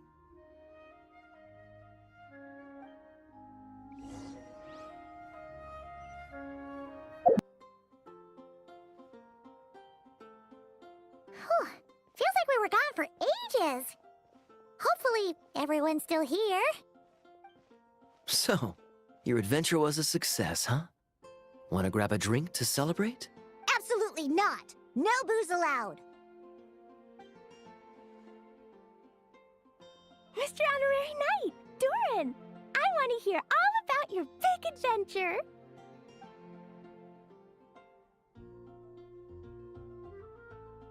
We're gonna order a big meal for everybody first. We'll talk while we eat.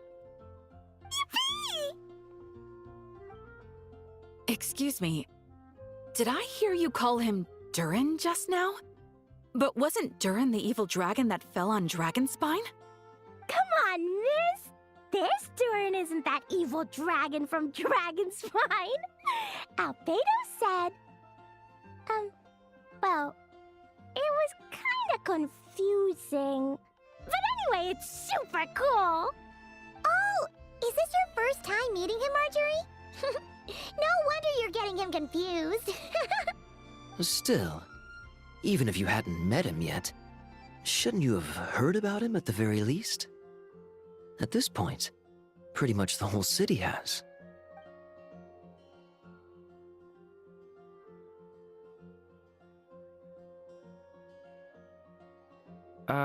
Why is everyone... So, what exactly is his connection with the evil dragon? Wait, but those horns on his head. Surely he's not a... Did everyone just forget about Durin? No, that can't be.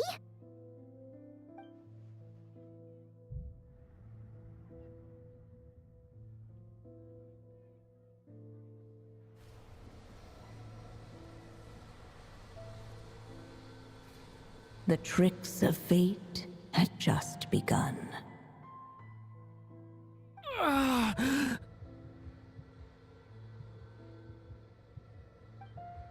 Watch out!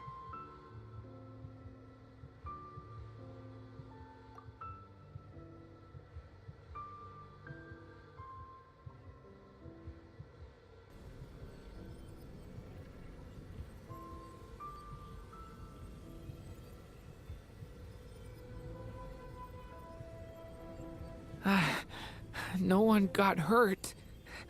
Did they? Durin! Durin!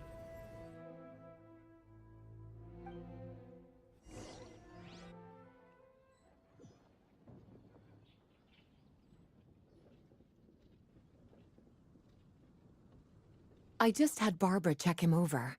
He's not badly hurt, but he seems to have burned through a lot of energy fending off some kind of dangerous power. He'll need some time to rest before he wakes up. So, can someone explain what's going on here? It seems like, aside from Durin's close acquaintances, the people of Mondstadt have forgotten everything about him. How could that even happen? Worse still, the abyssal power within him is showing signs of extreme instability. Could be a separate issue, though. I'm not sure. If the abyssal power inside him spirals out of control, Mondstadt will be in grave danger. I completely agree. All right then. As acting Grand Master, I'll send a letter requesting Albedo's immediate return. Until then, the Knights will watch over Durin. That's pretty much all we can do right now. Also, allow me to look after this book for now. If you need to consult it, just drop by my office. Do you think the book might have something to do with what's happening? It's just weird that Alice still hasn't contacted us. Maybe we should head back inside the book and take another look.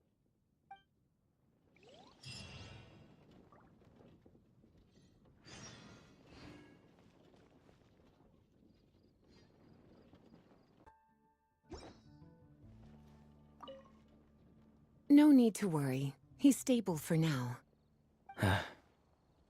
Klee was really looking forward to hanging out with Durin. We'd better not tell her what's happened to him just yet. I'll have the Knights notify you as soon as he wakes up.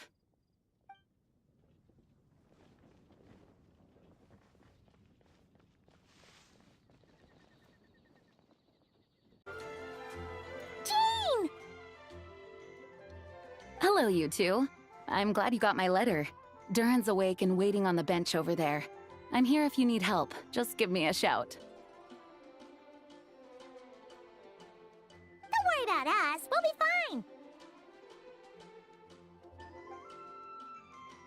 Oh, hey, you two. I just remembered what happened right before I passed out. Thanks for holding me back. I shudder to think what might have happened if you hadn't. I'm fine now. It's just... a lot of people seem to have forgotten me. Don't worry. We'll figure out a way to fix this. Why don't you start by telling us what happened?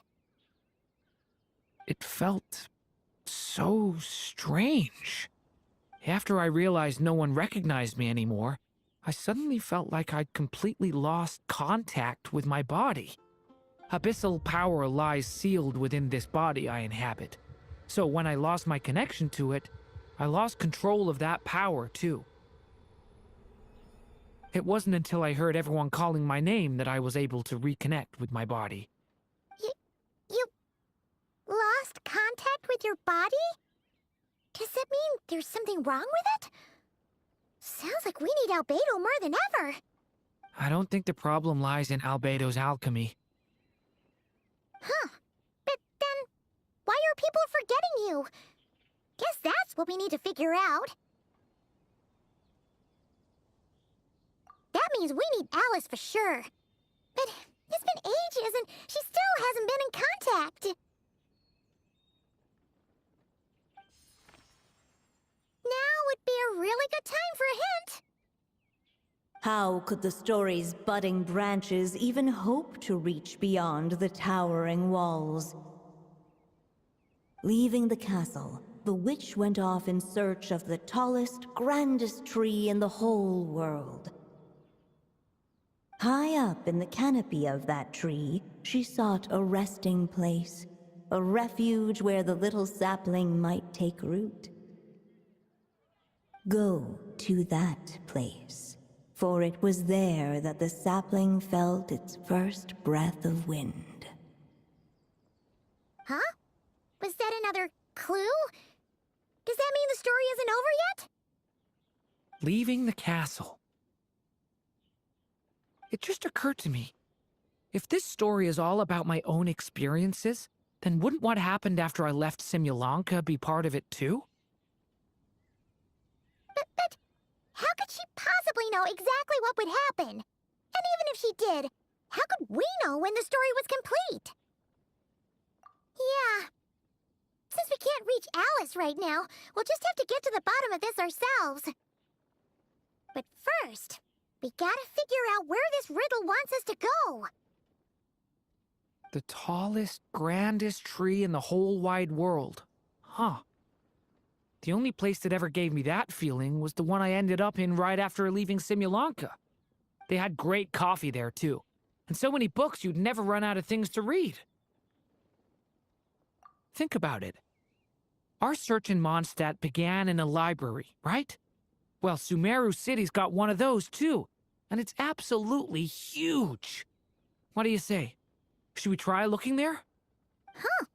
That does kind of make sense. And it's not like Paimon's got a better idea. Alright, let's just give Jean and the others a heads up first. Well, it sounds like you've got a plan, so I won't interfere. All I ask is that you stay safe. Albedo won't be back for some time, and until he is, we can't know for sure how dangerous Durin might be in his current state. I'm so sorry about what happened before. Believe me, I'm not blaming you, and neither is anyone else here. If anything, it's the opposite. We're all just worried about you. Worried? About me? Come with me. I want to show you something. As soon as they heard you were awake, they all hurried over to see how you were doing. You all came to see me?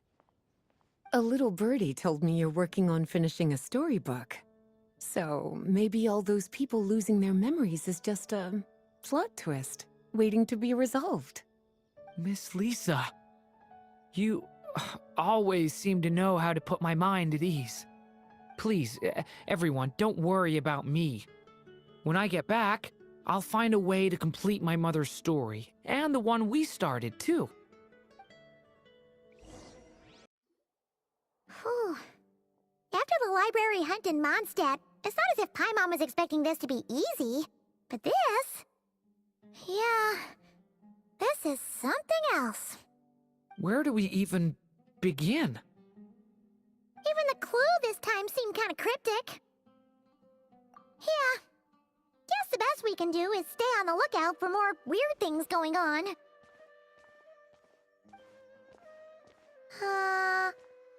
Huh? Sorry, what was that? I'm here to return Volume 5.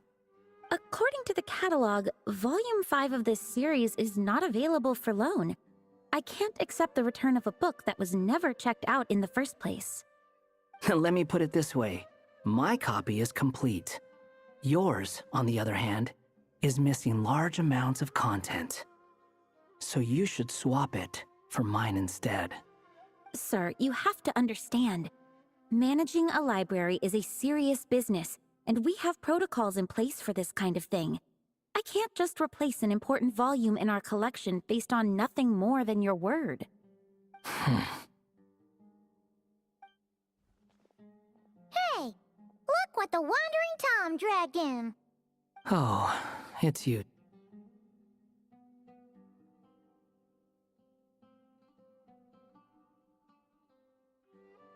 And, what is it you're doing here? I'm a traveling scholar, as you know. Isn't a library the most natural place for me to be? Well, the last time we saw you was all the way in Nodcry. Paimon just didn't expect to suddenly see you in Sumeru, that's all. There were some things I needed to come back and take care of. Some documents had gone missing, so I tracked them down, restored them to their original condition. And now, I'm here to return them. And considering what I'm planning to do next, it feels like a weight off my shoulders. What's going on with you, huh? You look like a kicked puppy. Hat guy. Ah, at least you haven't forgotten about me. What's that supposed to mean?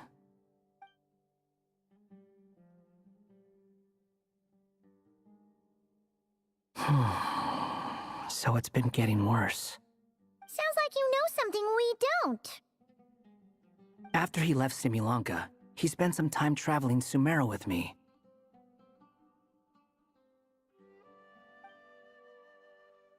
I was working on several texts at the time, and I stumbled upon something strange. Anytime Durin of Simulanka was mentioned, before long, the record would disappear. Which means, all the remaining records on Durin are about the evil dragon that fell on Dragonspine. How did you even discover that? If I remember correctly, Hat Guy loved the time he spent in Simulanka so much that he started writing a travel log. That's besides the point. The fact is, you're not affected by the ley lines of this world. I'm sure you can grasp the implications of what that means. His case is different from mine.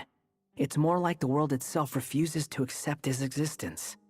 It started with a few written records, but now, it sounds like it's spread to people who never met him or didn't know him well. At this rate, the whole world might forget him altogether. The whole world? But that includes all my friends in Mondstadt, and even Hat Guy, too. So that's what you've been worried about all this time? Why didn't you just tell me? There are more important questions right now, like figuring out how to fix this.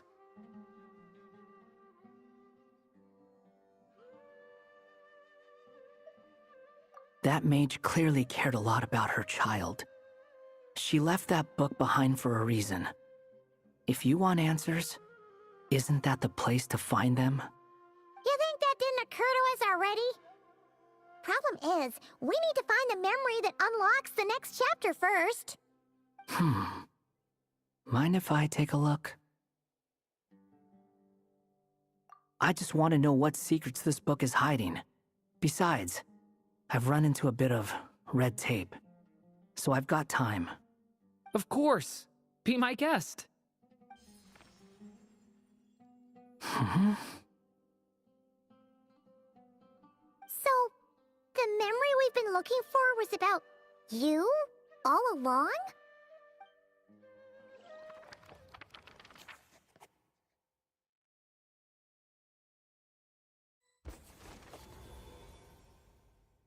The little dragon became companions with a stray cat with dark blue fur. It was a friendship born of all they had in common. He left his castle at the stray's invitation, setting out to explore the world beyond its walls.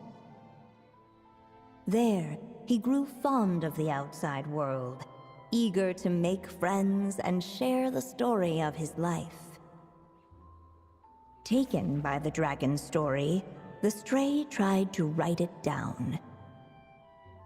But he soon realized that no matter how he tried, it would always warp into the evil dragon's tale.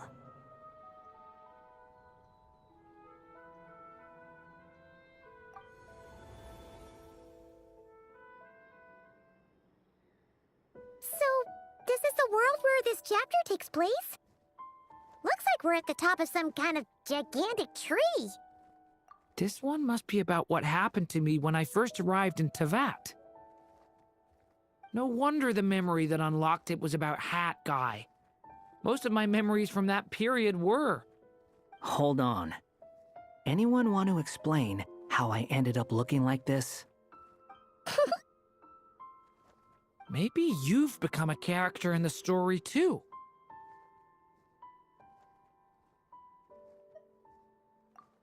You see me as a stray cat? A wandering Tom, to be exact. You should count yourself lucky.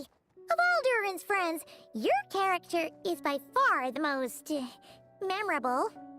Maybe it's because I've known Hat Guy for longer, so my impression of him is more vivid than the others. Vivid? Then how come you haven't changed one bit? Guess that means the impression the Traveler left was so vivid, it didn't need changing.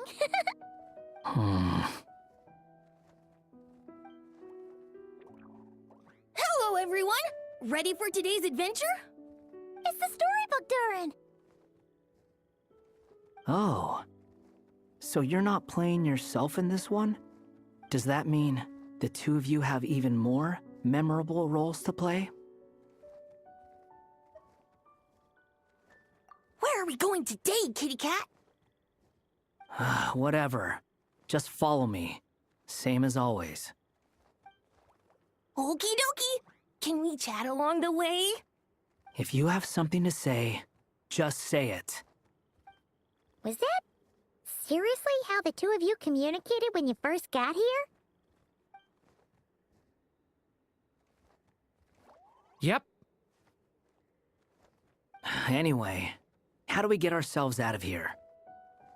Usually, the narrator gives hints to help us figure out what to do. Speaking of which, about time we got some of those, don't you think?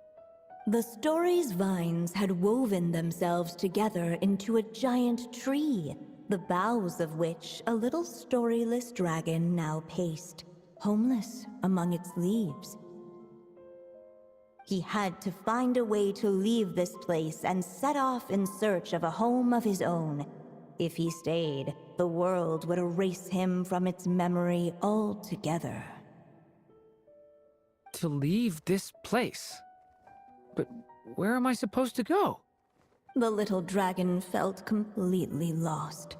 Just like the vines, the road ahead branched off into different directions, twisting and turning before disappearing into the mist. But as luck would have it, a prophetess waited up ahead. Perhaps she might know where each path might take him.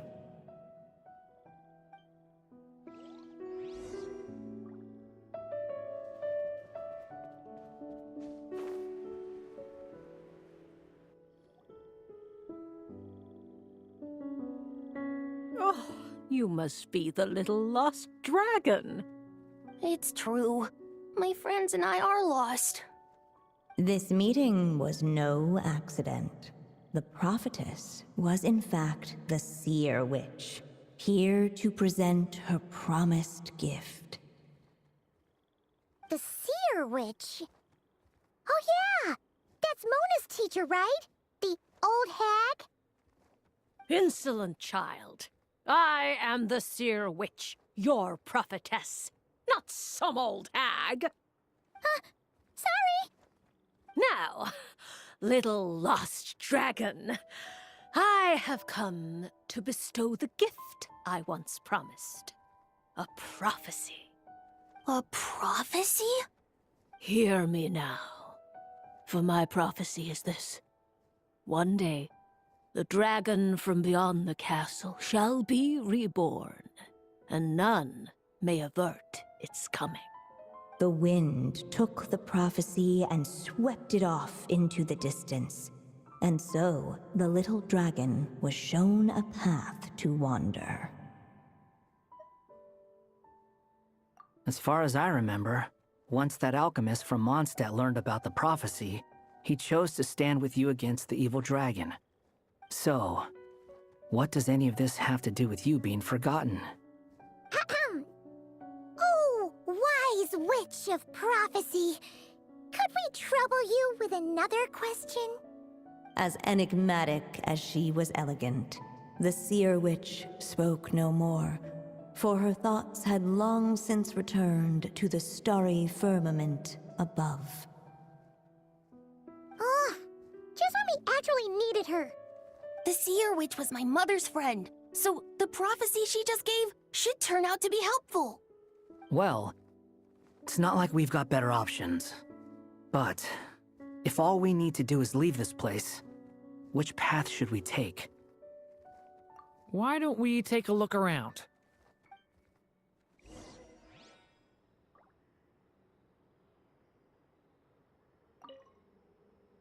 As enigmatic as she was elegant, the seer...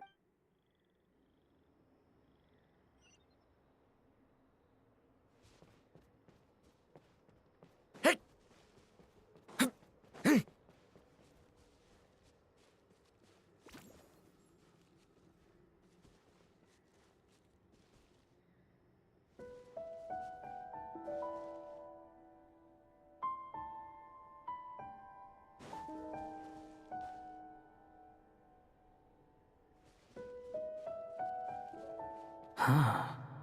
Looks like there's another path over here.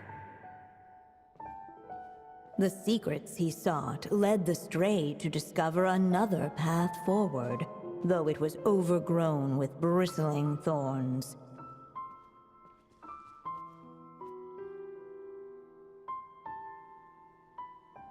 It seemed to lead away from this place, but each time he tried to follow it, the branches of the tail sent him back to the start.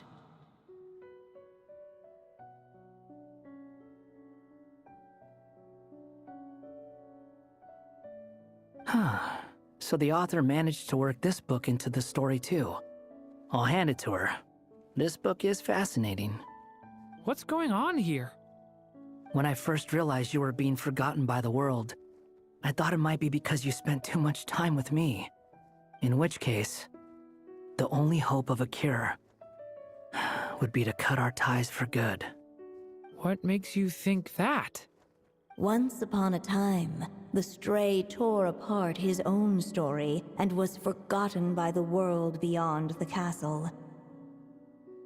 He believed the story had cursed him, and that his misfortune had rubbed off upon the little dragon. The story's curse.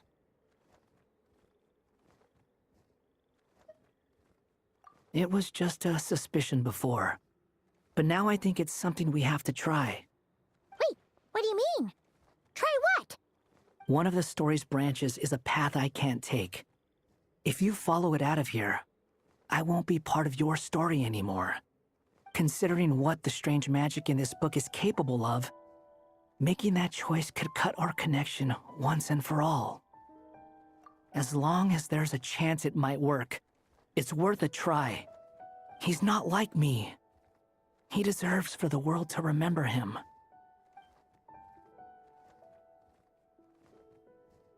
Well, maybe Hat Guy has his reasons for thinking that way, but that's not the kind of decision I can make so easily.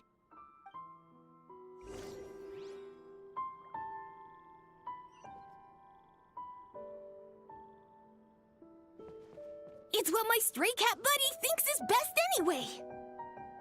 Hat Guy. It's worth a shot. Just don't let this world forget who you are. The little dragon left along the path his companion could not take, and from that point forth, The stray was no longer part of his story. Yet his memories of the stray were an indispensable part of his tale. With the stray gone, the story lost the very spark that had first set it in motion. In the end, the little dragon's story faded into nothingness, and in the world beyond the castle, only the evil dragon's tale endured. Who am I? Is this me? And so the story ended, with the little dragon fading from sight, leaving nothing but the evil dragon's shadow in his place. Oh no! But Durin! Ugh! Way to go, hat guy!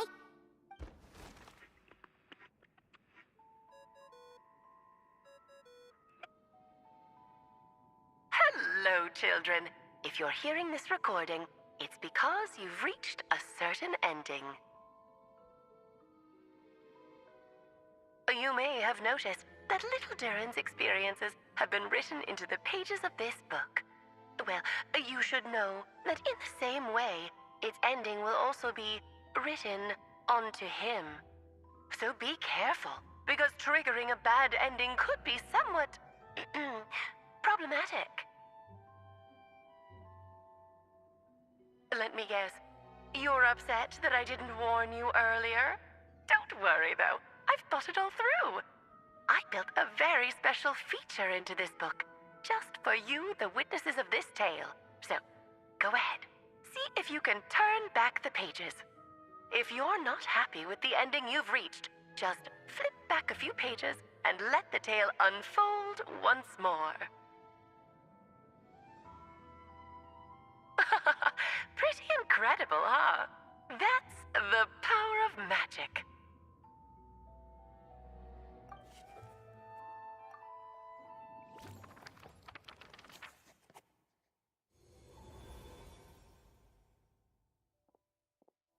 Ugh!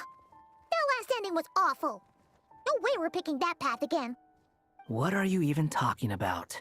Hurry up and pick a path so we can get out of here. Let's pick one together. Sounds like the others aren't aware of what just happened. But Paimon's not sure how we'd even explain it. Guess all we can do is warn them if they're about to choose wrong again.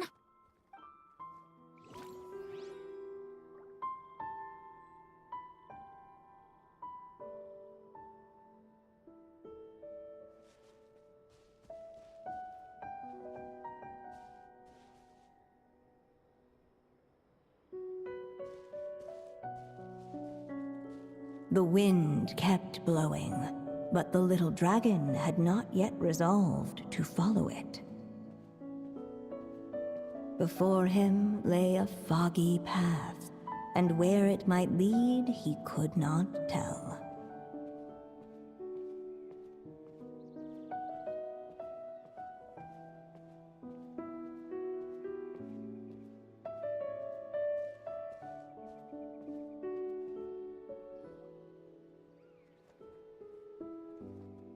If we go this way, we'll be heading back to Mondstadt, just like we planned. Out of all the options so far, this seems like the safest, right? At least we know what happens next. He helps stop the evil dragon from returning, gets a new body, makes a whole bunch of friends, who all just forget about him. But you didn't forget, Hat Guy. I'm just saying, choosing this path wouldn't solve the main problem. You'd still end up being forgotten. Huh.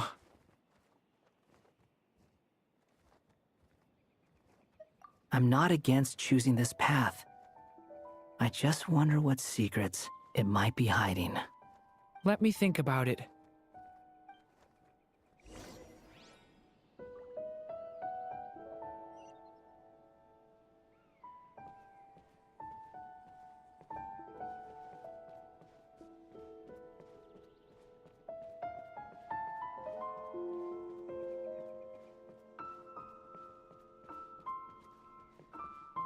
I still think you should keep going, little dragon.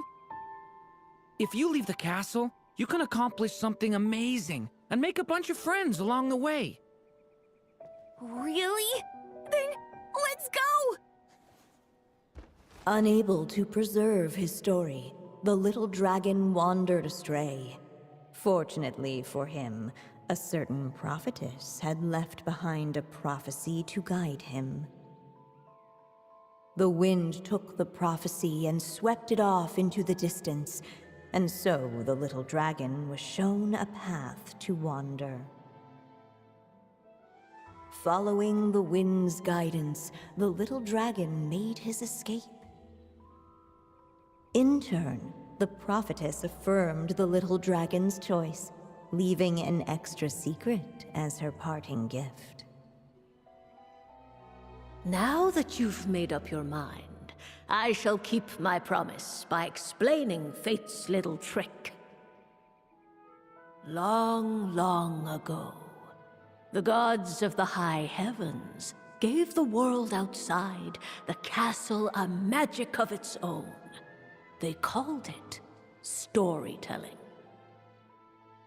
It was a magic of almost unshakable power that governed how people met, grew close, and understood one another. Each person had a story meant for them and them alone, one whose ending was written in the heavens long ago.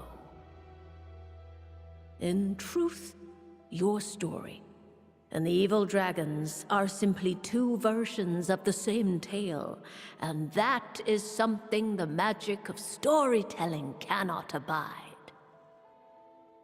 Beyond the castle's walls, your story cannot take root, for the evil dragon's tale has done so already.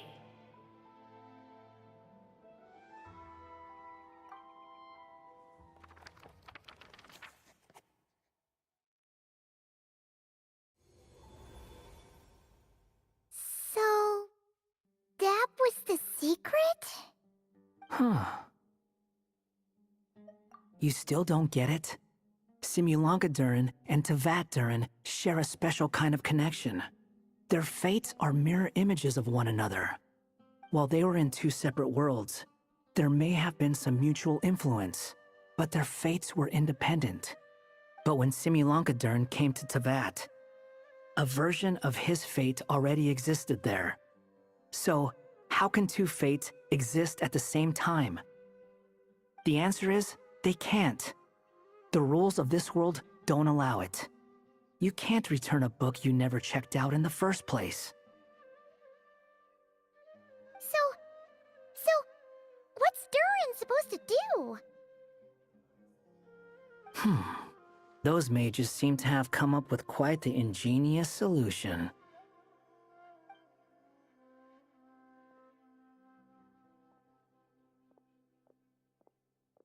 I'm here to make a return.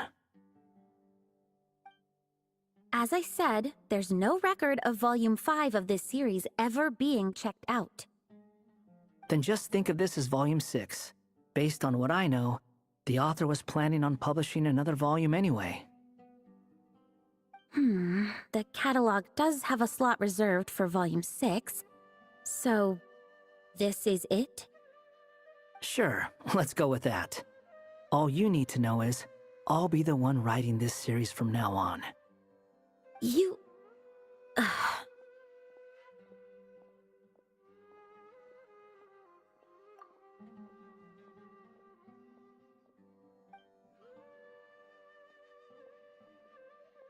are you up to this time?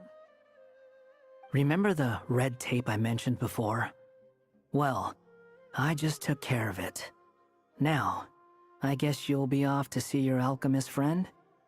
It should be pretty obvious by now. He has the answers you're looking for. Well, we do have a whole bunch of things to confirm with Albedo, that's for sure. But didn't Jean say he'd be gone for quite a while? I'll join you. Just let me know when it's time to go. Hat guy? Don't sound so surprised. I'm part of this story too, aren't I? I'm just playing my role. Well, yeah. But it's not that. I just feel like you want to help, but something's holding you back. When I first realized you were being forgotten by the world, I thought it might be because you spent too much time with me. I even thought cutting our ties might be the only way to fix it. Why would you think that?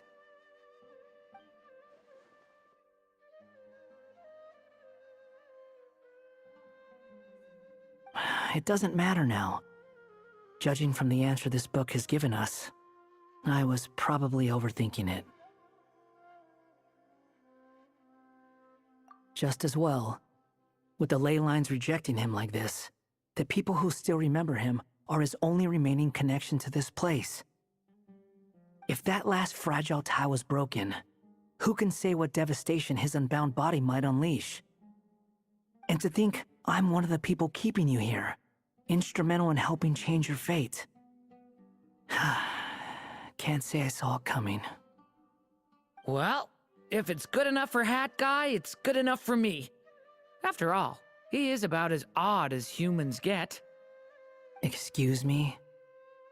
With some people, even if you try asking a simple question, they'll always give you a complicated answer. And the more you ask, the more complicated it gets. Truth is, Hat Guy's just that kind of guy. Whatever. All I needed was a yes or no, so we can quit it with all the back and forth.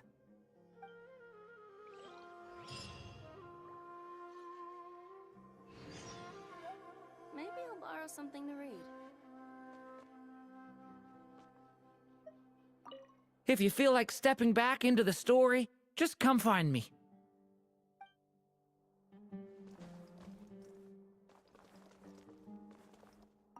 I'm sticking around for the next few days. So, when it's time to go, you know where to find me.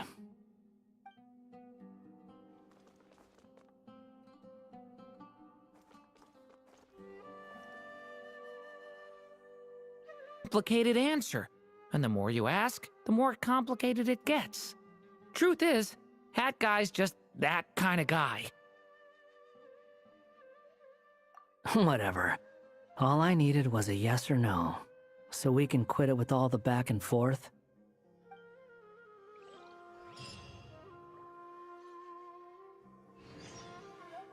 Maybe I'll borrow something to read. If you feel like stepping back into the story, just come find me.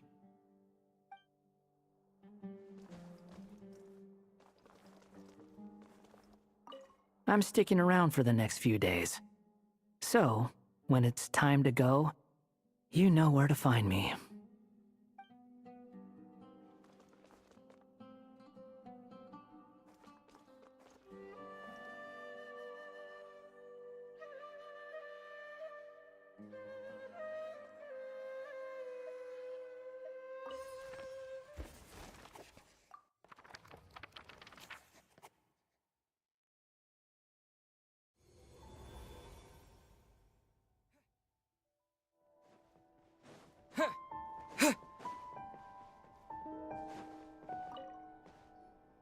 Hey, it's Mona's the Seer Witch. How come she's still here? Who goes there? Can you not see? I am busy stargazing. Hey, since we've got the chance, why don't we ask her to read our fortunes too? After all, according to the book, her prophecies are meant to be super accurate. The only thing is, Paimon's not sure how we're gonna convince her to do that. How dare you? You take my fortune-telling for some kind of street performance? Sorry. Paimon's just curious how accurate it is. Very well, then. I'll show you what my wisdom can do. Come forth, Silver Sprite. Let me see what fate has in store for you. Ooh. You truly wish to know your own fate. Come on, enough with the suspense already. Is it good or bad? Oh. Oh!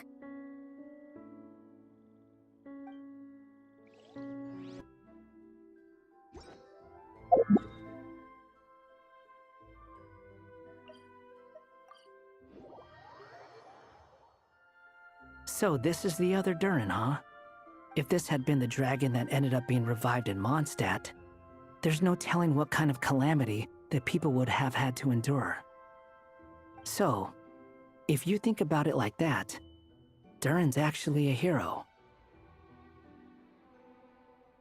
No, I'm just a little envious, that's all. Not everyone gets a chance to be a hero. Actually, most of the credit belongs to Albedo. Then again, barely anyone even remembers you at this point. So I guess there's not much left to envy. Oh! Ah, so you three still remember Durin. Looks like the memory loss hasn't spread to close friends. Yet. I guess that means my memory of you must still be complete as well. Albedo. You're finally here! Oh, boy, do we have a whole pile of questions for you! Oh, you're here too. I think I've pieced together some of what happened to him. But what's your take on things?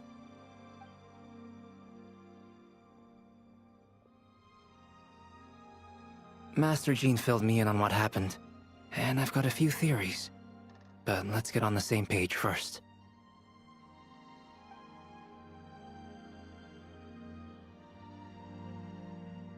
Well, physically, he's doing fine. His body is holding the abyssal power at bay. And there's nothing whatsoever to indicate any risk of collapse. So, from an alchemy point of view, there's nothing wrong with him? The issue isn't so much that the abyssal power within him has gotten out of control. It's that the connection between his will and body is fading. If he ends up losing his conscious will, his body will fall back on its biological instincts. And that's when the abyssal power within it will take over. This book mentioned a witches' gathering. It seems like quite a few of these witches got themselves involved in Durin's case. Which brings me to my theory. Bringing Fairy Tale Durin into this world to replace the Durin on Dragonspine means using one Durin's fate to overwrite the others. But the power of alchemy alone would not be enough to pull off such a feat. It would have required the combined use of Miss Barbeloff's astrology, my teacher's alchemy, and Aunt Alice's magic.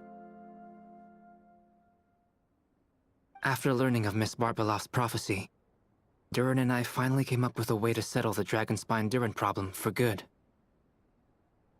And I took care of the alchemy side of things, which, looking back on it, seems to have been a part of their plan all along. So now, there's only one thing missing. As for the fate theory our friend in the hat just mentioned, I still can't figure out how any kind of magic could possibly influence the fate of Tevat. But I'm certain that the answer lies within this book. So, the reason Alice had us complete this book was to make that magic possible? A form of magic powerful enough to rewrite fate itself. Well, we've no time to lose. I just need to take a look at the book. The next part of the story most likely relates to me, so the memory that unlocks it must be connected to me too.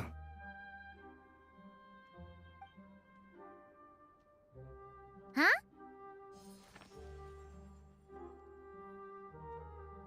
The giant tree was home to a broken branch, the shape of its splintered arm aligning perfectly with the branch that had burst forth from the castle walls. Join yourself to that broken bough, for there you may take root at last, and henceforth bask in the sun and rain of the world beyond the castle. But first, fetch the stickiest clay and let it bind the scar of the break. I see.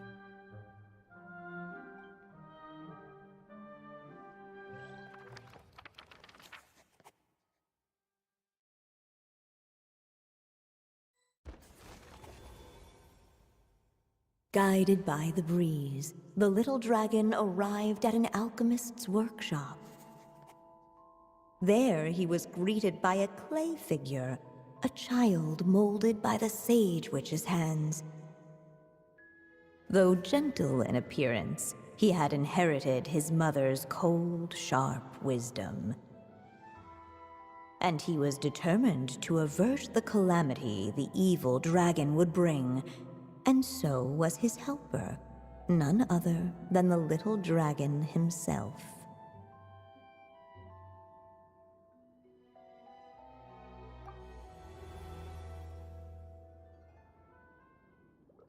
What is this place?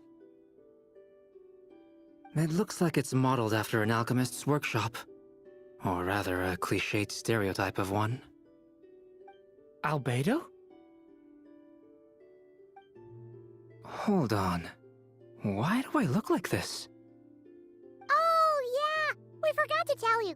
Basically, the characters in the story are reflections of how Durin sees them.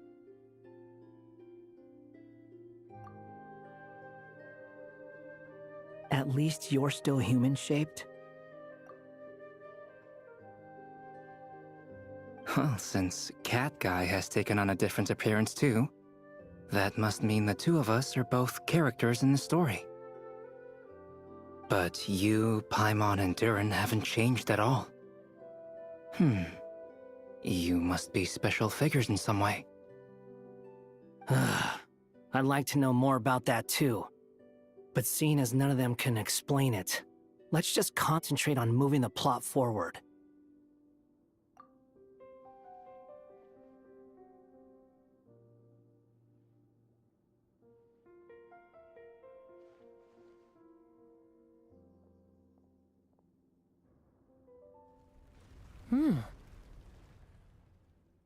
And just like that, the group stumbled upon a hidden passageway. Intricately crafted, it seemed to lead them towards another exciting chapter of the tale. Come on! What are we waiting for? Next chapter, here we come! Ouch! But this was a chapter that had not yet been written. Ahead of them was a storyless void, and they could go no further. What? Then what's the point of having a path here?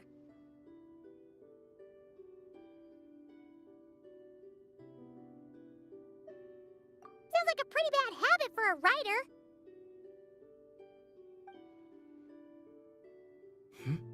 Over here. I found something. What the clay figure found was none other than the evil dragon's heart itself. Though the creature had perished long ago, its heart was still there, pulsing away and growing warmer with every beat. And the clay alchemist knew what it meant. That the evil dragon would return one day, just as the prophecy had foretold. Yet, guided by his mother's wisdom, he foresaw another fate. If only the alchemist could bestow this heart upon the little dragon, he might be reborn in the evil dragon's stead. Only then would the evil dragon's heart grow still, and the little one inherit its tale. Sounds like this chapter's about Albedo bringing me to life? If that really was the solution, though, this would have been over the minute I finished the transmutation. So why is Durin still being forgotten? There has to be some other reason. Yeah, I'd like to explore the area a bit more.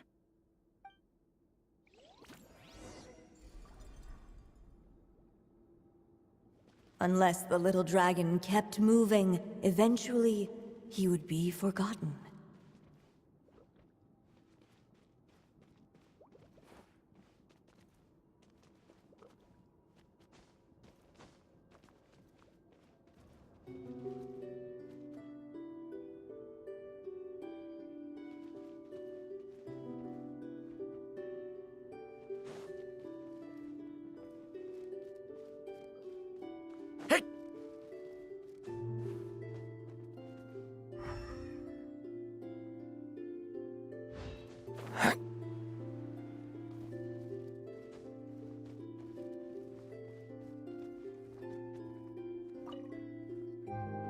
There you are.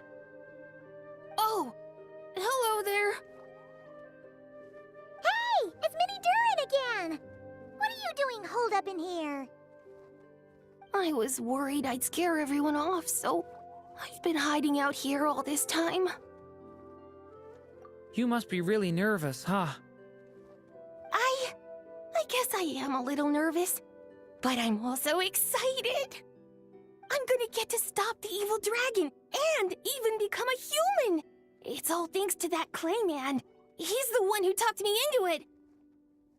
And once I'm a human, I'll be able to make loads of friends and do tons of important things. You'll make lots of friends, that's for sure. And go on many unforgettable adventures. I'm so glad to hear it. The only thing is, the Clayman said becoming human isn't gonna be easy. So I'm feeling a little anxious too. He's right about that. Even if you manage to become a human, there will always be tougher challenges on the road ahead. Really? But even so, your friends will be there to help you. Oh? Then I'm not afraid. Funny, isn't it? After talking to you, I'm not afraid anymore either. So, are you ready now? Yep, I'm ready to become a human. What the clay figure found was none other than the evil dragon's heart itself. Though the creature had perished long ago, its heart was still there, pulsing away and growing warmer with every beat. And the clay alchemist knew what it meant. That the evil dragon would return one day, just as the prophecy had foretold. Yet, guided by his mother's wisdom, he foresaw another fate. If only the alchemist could bestow this heart upon the little dragon, he might be reborn in the evil dragon's stead. Only then would the evil dragon's heart grow still, and the little one inherit its tale. At last, the little dragon accepted the evil dragon's heart, and a new life came into being. The evil dragon's heart beat in his chest, and the little dragon's soul guided him forward. Thus did the prophecy hold true, even as fate had been rewritten, and so was the little dragon born anew.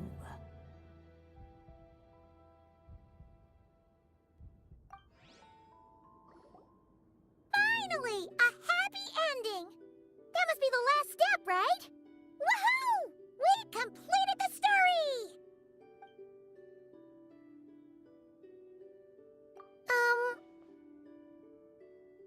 Born anew, the little dragon set off once more, his story far from over. Huh? So, that wasn't the end? What comes next might be the most crucial part of all. The real last step. If fate really is as devious as they say, then I say, show us what you've got. Wow! You're all so serious all of a sudden. Durin,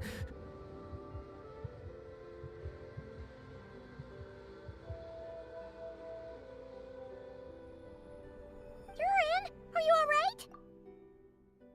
The evil dragon's heart was now one with the little dragon, yet the dark power within it still lingered. Would the little dragon dare to hold this power back, or would he simply give in? Hey! What kind of question is that? Of course he's gonna control it! What choice does he have? Time is running out. So, would the little dragon dare to hold this power back, or would he simply give in? What's up with the narrator?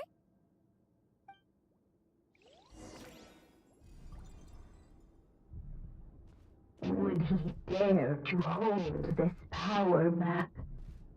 Or would he simply give in?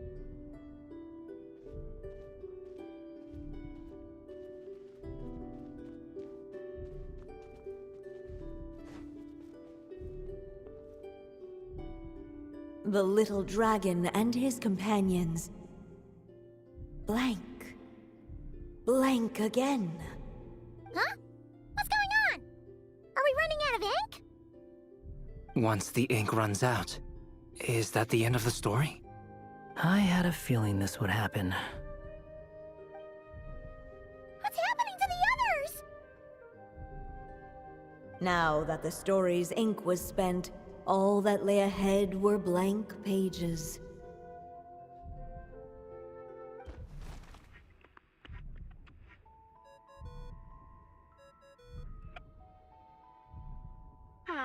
Looks like you've discovered another possible ending.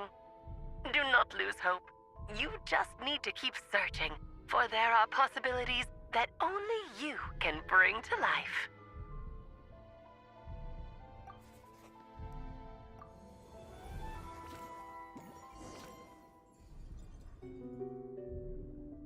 Would he dare to hold this power map?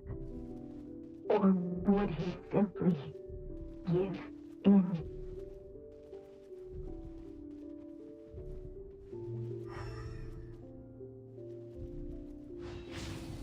Devouring Claw!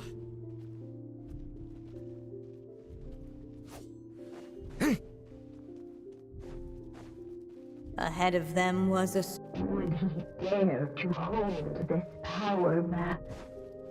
Or would he simply give in?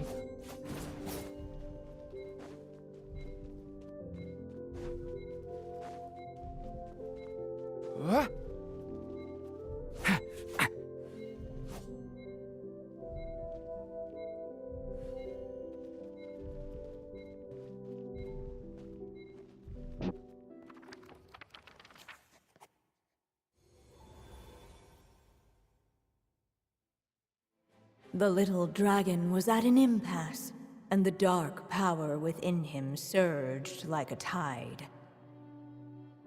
Unchecked, the darkness engulfed everything around it, including the little dragon's soul. The little dragon's story faded into nothingness, and in the world beyond the castle, only the evil dragon's tale endured. Is this... me? And so the story ended, with the little dragon fading from sight, leaving nothing but the evil dragon's shadow in his place. Oh no! That means Durin... What do we do now?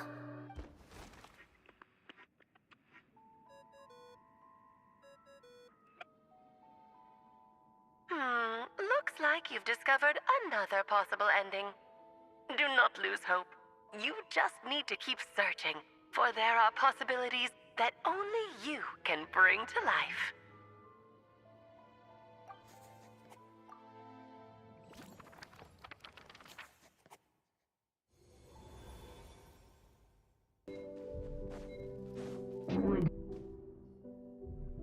Returning to the castle. I just never thought crossing over into a new world would create so much trouble. All I wanted was to make some friends. I'm starting to think I kinda miss being in Simulanka. You might look back on it with fondness, but if I were you, I wouldn't miss it. Why? Sometimes, moving on with your life comes at a cost. But that's better than going nowhere at all. You don't have to worry, Durin. No matter what problem you face, there will always be a solution. Okay. Sometimes I wish I could just go back and see it again.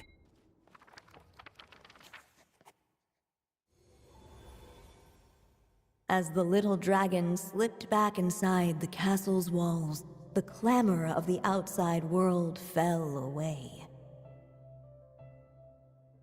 There was no danger here, no problems for the little dragon to resolve. As soon as his mother finished her story, it was time for the child to drift off into the world of dreams. And so the story ended, with the little dragon fast asleep in his castle, just like he had never even hatched. What's going on? I feel so weak. Hey, what's happening? Durin, wake up! But this can't be how it ends. Durin promised to bring back everyone's memories. There's no way he'd accept an ending like this.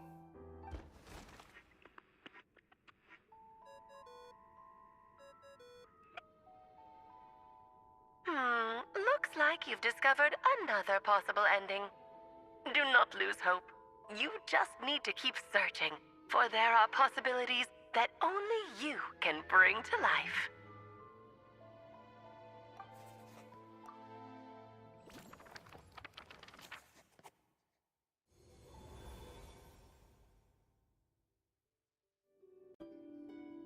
What's going on here?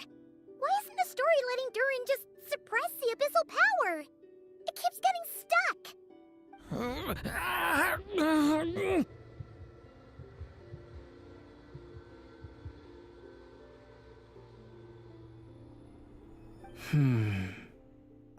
It seems the act of suppressing the power counts as an event in the story.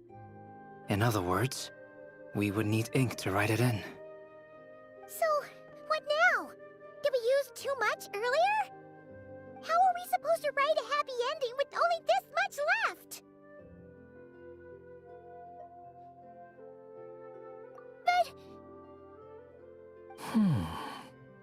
Well, this is Durin's story.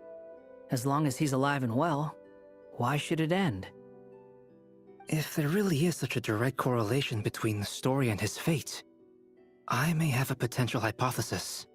Durin was, and still is in essence, a storybook character, written into being by M. From the moment he was born, he has always dwelt within her story. And I suspect that has remained the case, even after his arrival in Tevat. Reviving Durin in the evil dragon's place was an act of grafting this Durin story onto the latter's fate. In essence, that is how his fate was rewritten. But there is a fundamental difference between a being's story and its fate. As Miss Barbeloth reminded us, the fate of every living being in Tevat has been woven into the fabric of time. Its most natural path, therefore, is to proceed along its given track.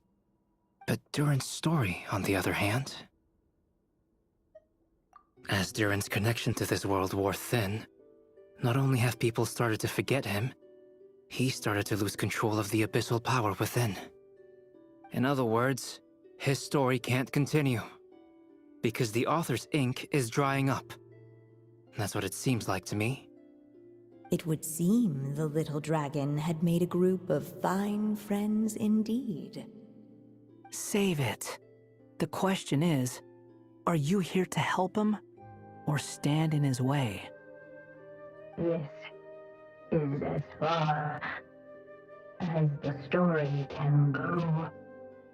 What path will you choose? I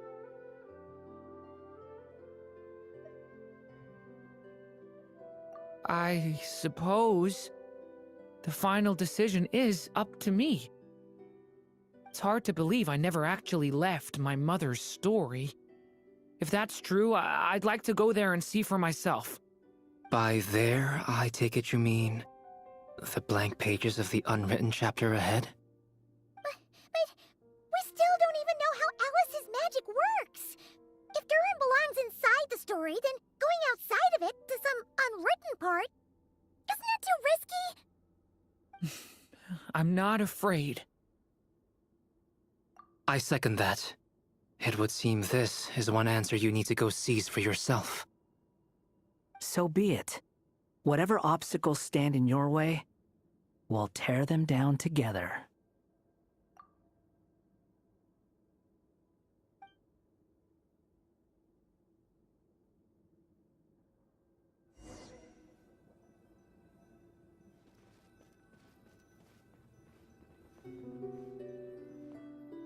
Facing that invisible wall, it was as if the little dragon was staring at the uncrossable edge of existence itself. Then, all of a sudden, it began to fracture, as if struck by some transcendent will.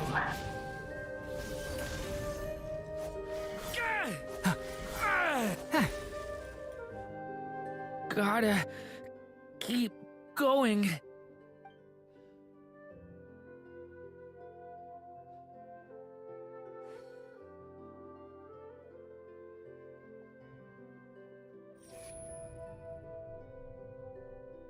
Ahead lies only a storyless void. My consciousness is slipping away. Keep going, Durin. A pure soul is your essence, not an empty void. I feel so weak. Stand tall, Durin. You are not some amorphous idea. The body I made for you is flesh and bone. Am I truly alive? Yes, Durin, but you must keep going. You're as alive and real as I am.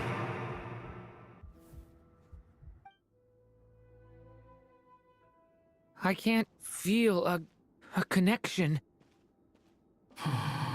You're not alone in this world, Durin. At the very least, you have me. I can't remember anything. Who am I? Your name is Durin, and there are many who still remember it. My name is Durin. You're taking too long. Come on, Durin, run! In this world, fate waits for no one. Wait! Where am I meant to go? What am I supposed to do? Go. Make your wish come true, Durin. My wish?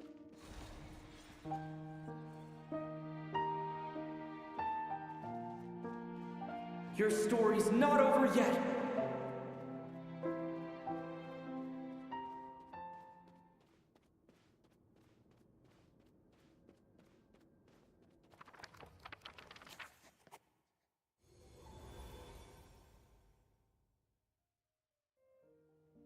Silence, huh? Have you nothing to say about my proposal? Let me get this straight. You want to graft your story onto this unfinished thread of fate, and in doing so, not only rewrite that fate, but allow the story to live on. Quite the brilliant idea. Still, the story's survival depends entirely on whether the author keeps writing. Exactly. And the moment foretold by the prophecy is still centuries away. I see. I thought my own ignorance might be the problem. That I'd asked more of the noble science of alchemy than it could ever deliver. Or that I had failed to discern the heavenly signs and grasp the secret truth underlying the prophecy. Little did I imagine that time itself would prove to be the greatest hurdle of all. Well, my friend, this has been a most intriguing experiment. And from an academic perspective, at least, I don't think it was a bad proposal. Someday, the prophecy will come to pass. So remember, my friend, much like the stars themselves, there will always be something that transcends the test of time. Thank you, everyone. You've helped me so much already. But, Alice, I still have one final favor to ask of you. Will you lend me your magic one last time, just enough for me to keep his story alive until the prophecy is fulfilled? You mean you want me to extend your lifespan? No, not in that sense. As Rheindotter once told me, the laws governing life and death are among the most unyielding in this world. I'm well aware of that. Whether it lasts a day or an age, the span of one's life is determined by fate alone. If I tried to breach that law by force, I'm afraid I would lose what makes me human. This is not a path I want to go down. If I am to die, then I shall die a human. So what is it that you want me to do? I would like you to send this pen of mine into the future. I see. Then perhaps there really is a way I can help. I could create a kind of story magic to take over the writing once you're gone. Oh, but for it to work, you would need to provide enough of your own words for it to learn from. How much? Oh, an immense amount. So much, in fact, that you would have to spend the rest of your life writing, and even then, I'm sorry to say, it would not last forever. No matter how much you write, there is a limit to the number of words you can leave behind, but the world itself will never stop changing. Someday, perhaps, even your entire corpus will not be enough for the magic to continue describing this world. And when that happens, the story will end. Still, it's worth a try.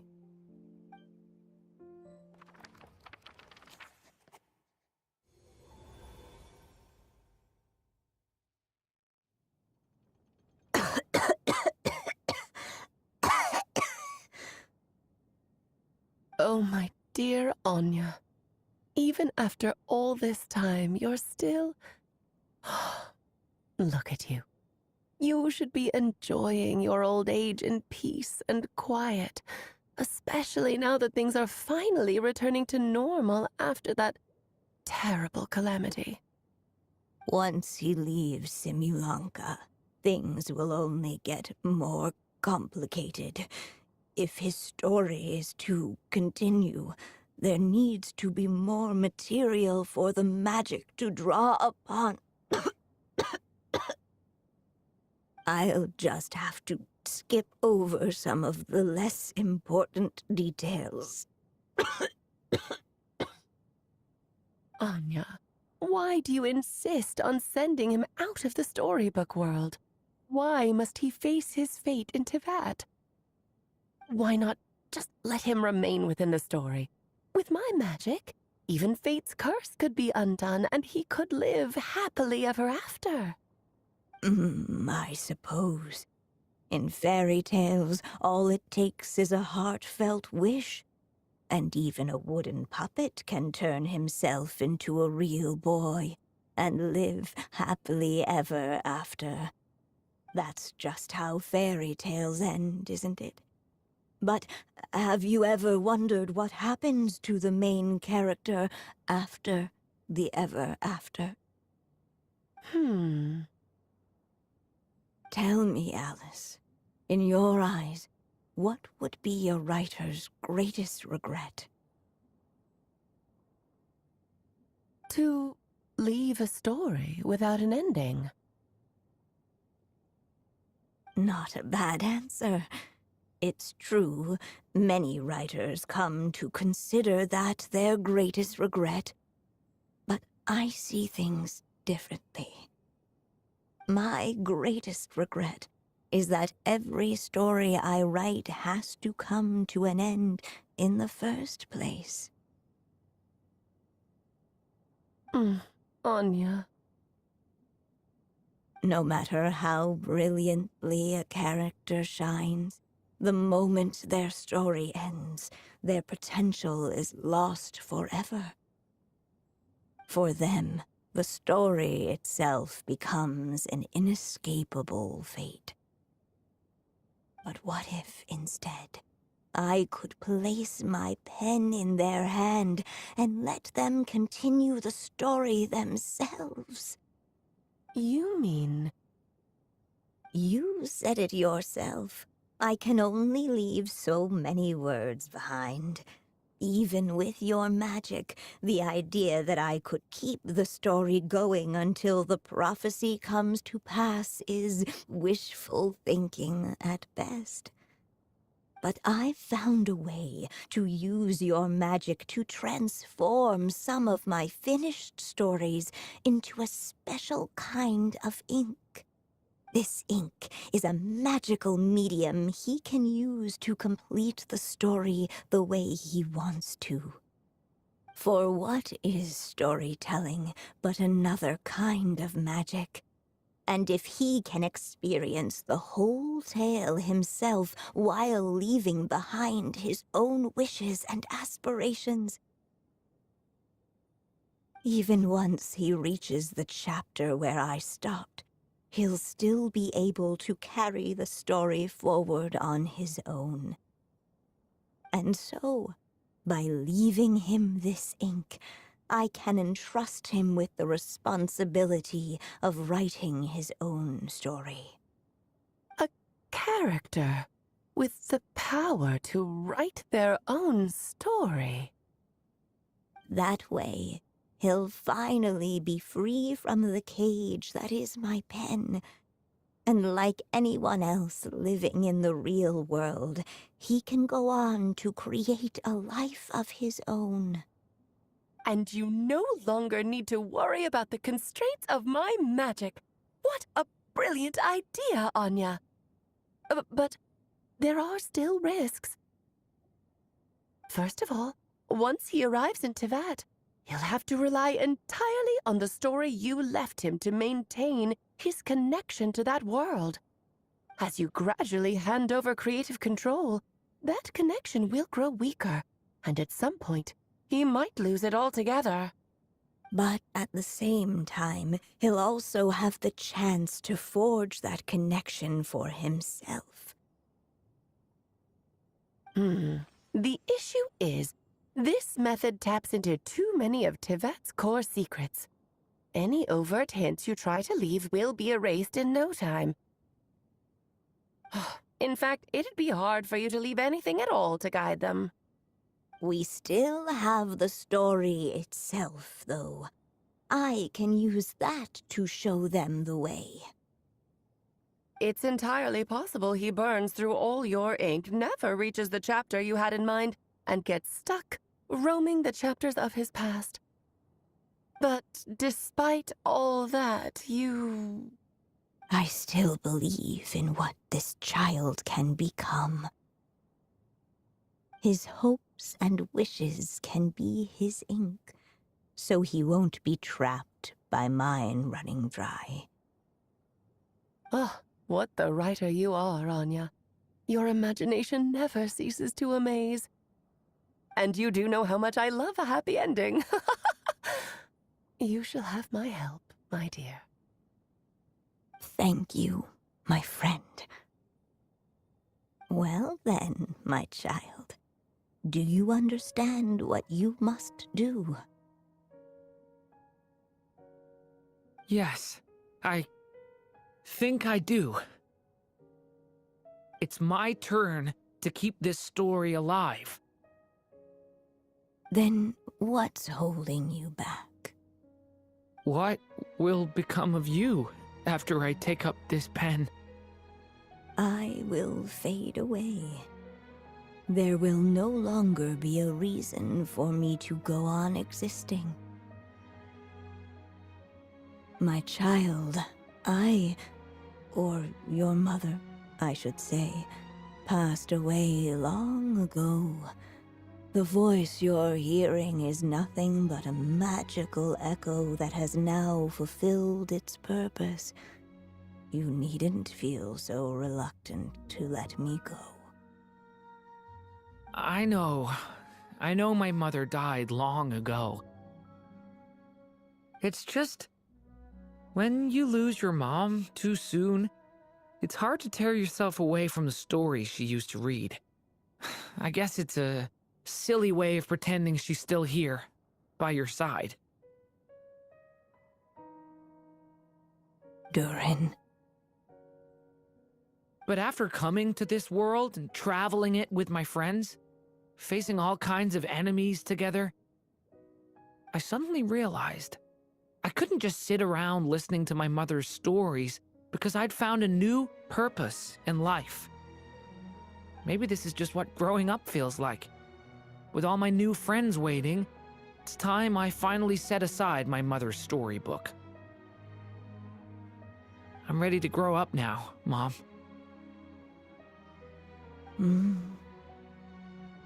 Then take this.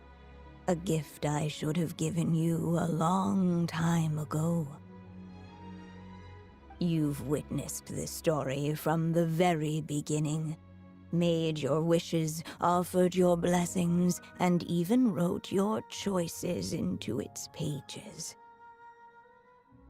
From here on out, this pen is yours. Now I ask of you, the other pillar of this story, as both its reader and its witness. Will you turn the page so the next chapter can begin?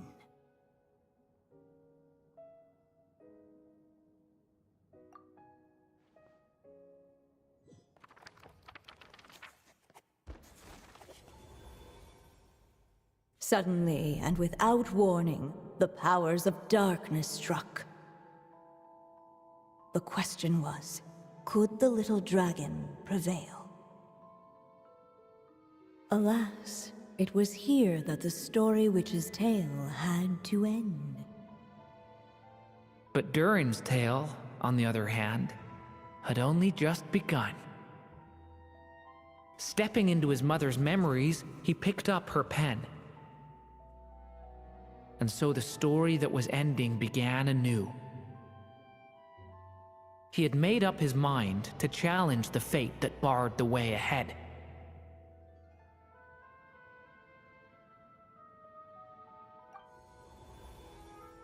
Looks like this is the final step. A chance to strike back at fate? Now that's not something that comes knocking every day.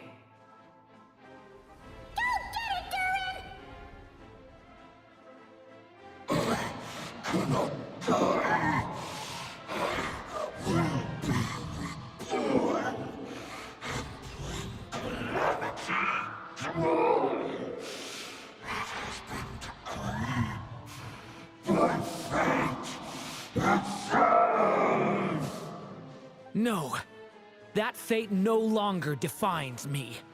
In the end, only my story shall endure.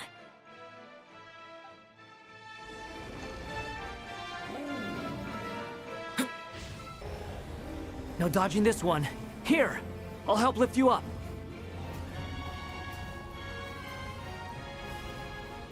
Leave it, only my story shall endure.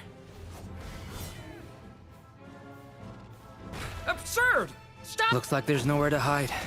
Here, I'll cover for you.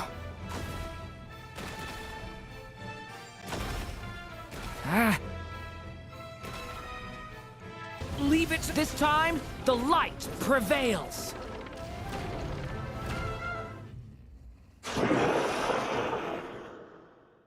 Thank you, Mom. And so it was that Durin defeated the darkness and rewrote his fate. But his story is far from over.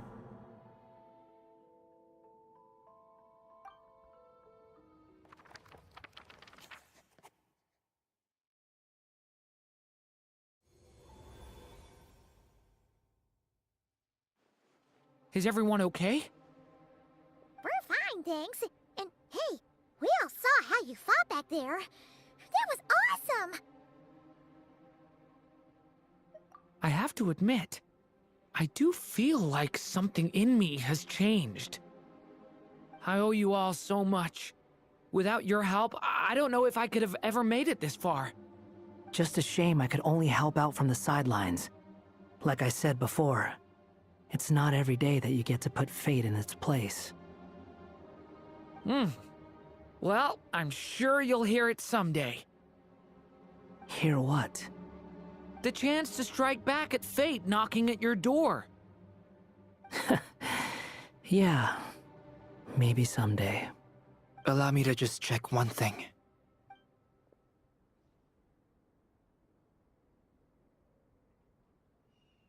Yes. The abyssal power within you has stabilized again. And those strange symptoms you were experiencing seem to have completely disappeared. Oh, thank goodness! I wonder what it means, though. Aside from the principles of alchemy, what other law of this world governs his being? Look, it all turned out fine, so just leave it at that. Now that this one's out of danger, it's time for me to get out of here. You're leaving so soon? Don't humans usually throw a party after something like this? A party? Do I look like that kind of guy? Anyway, come find me again next time you're in trouble. That's what friends are for, right? In a way, though, he is right. This is Durin's moment to celebrate, not the time for academic discussions. Hey, I don't blame you for asking. And honestly, I'd be perfectly happy to talk about it. It's just, I wouldn't even know where to start. It's all right. I'm sure we'll get a chance at some point. After all, your story's only just begun. All right then. Traveler and Paimon, we'll part ways here. Given the extraordinary nature of the things we witnessed today, I need to make sure it's all recorded properly. Okay, see ya! So, it's party time next, huh?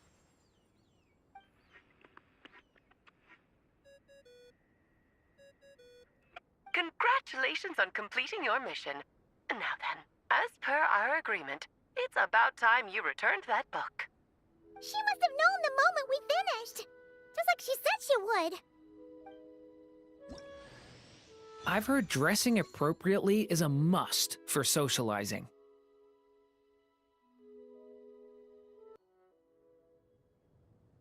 Oh, my writer and witness. It's been quite the journey, hasn't it? You had special plans for the Traveler from the start, didn't you? But of course, that goes without saying. For a story to live on, it needs both a writer and a reader.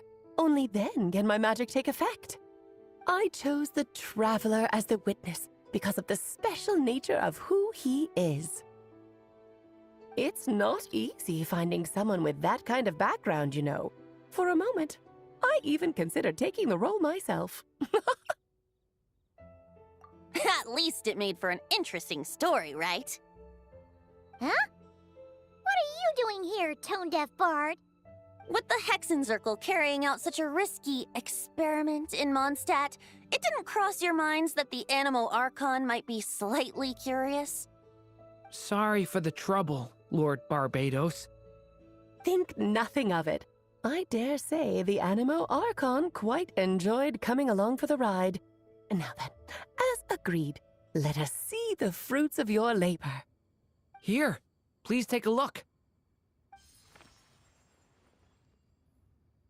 Well. Somehow, despite all my careful planning, it still turned out to be full of surprises. It never even crossed my mind that Rhindotter's child would be capable of handling that kind of alchemy in her stead. When he asked for help with the materials, oh my, I nearly couldn't believe it. If only the others were here too, we could all celebrate together. I'm right here, you know. The only one who hasn't responded is the one busy stuffing her face over there. Is that you, Barbie? A little late to the party, don't you think? Come here, child. Let me take a closer look at you. All right, Aunt Seer Witch. Here I am.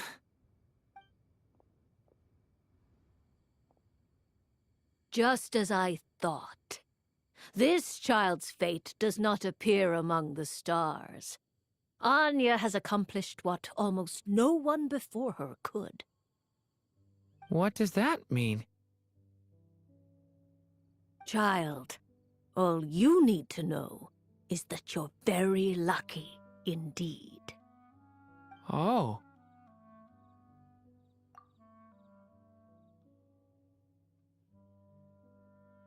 Just like how she was in the story, huh? Tell me, little Durin, what will you do next? I, for one, cannot wait to see how your story unfolds. Well, there's so much I want to do. I'm not even sure where to begin. How about settling your most recent regret?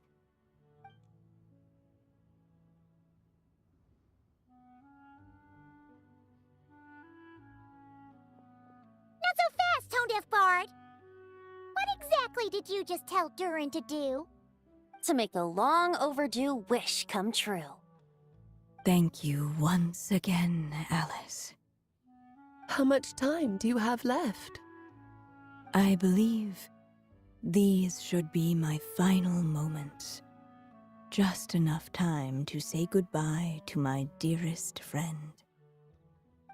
This feels like having to say our final goodbyes all over again. I don't like it. Not one bit. I don't know how to respond to that. Strange. You were always such a cheerful figure in my stories. I even dubbed you the Merry Witch, you know. Oh, please. You know full well it was your stories that first taught me what true pain and sadness felt like. Aside from saying goodbye to me, shouldn't you also leave a few words for the child? Since the book will be his to continue, why don't you write him a little parting note? There's no need. His mother already did that long, long ago. All that remains is for me to convey it on her behalf.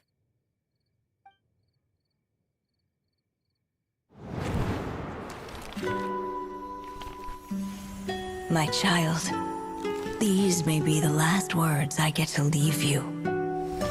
I've always thought of the characters in my stories as my children, loving each one of them, just like a mother would. But you are the most extraordinary of them all. You alone can defy the fate of this world and write the perfect ending to my story.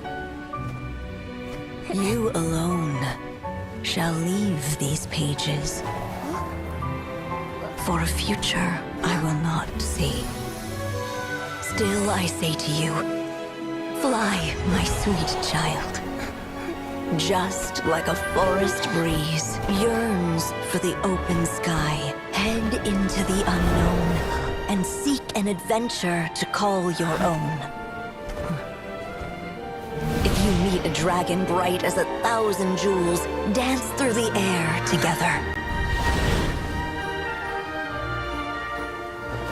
You are not alone, for this world has accepted your place in it. Do not lose heart.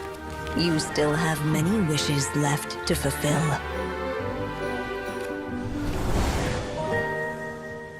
A long tale awaits you, my love. Let songs and flowers be the ink that fills its pages.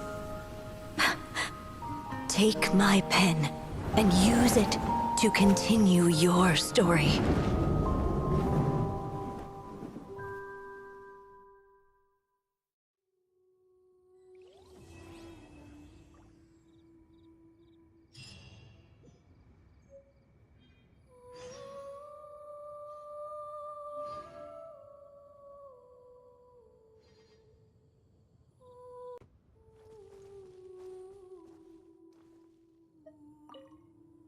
There you go! Your very own copy of the book. We wouldn't want one of the story's key witnesses to leave empty-handed now, would we? Of course, this copy isn't magical in the same way, but rest assured, all the twists and turns are still there.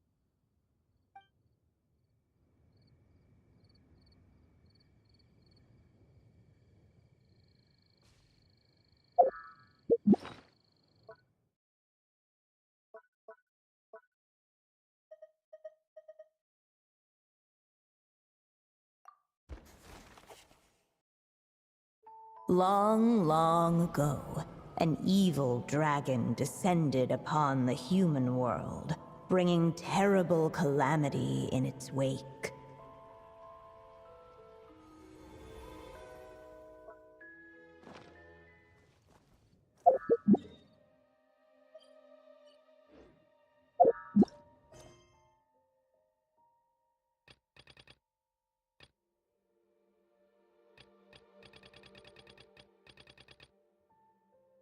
So they flew together, Durin and Dvalin, over the skies of Mondstadt. Who'd have thought such words could ever have described a happy ending, huh?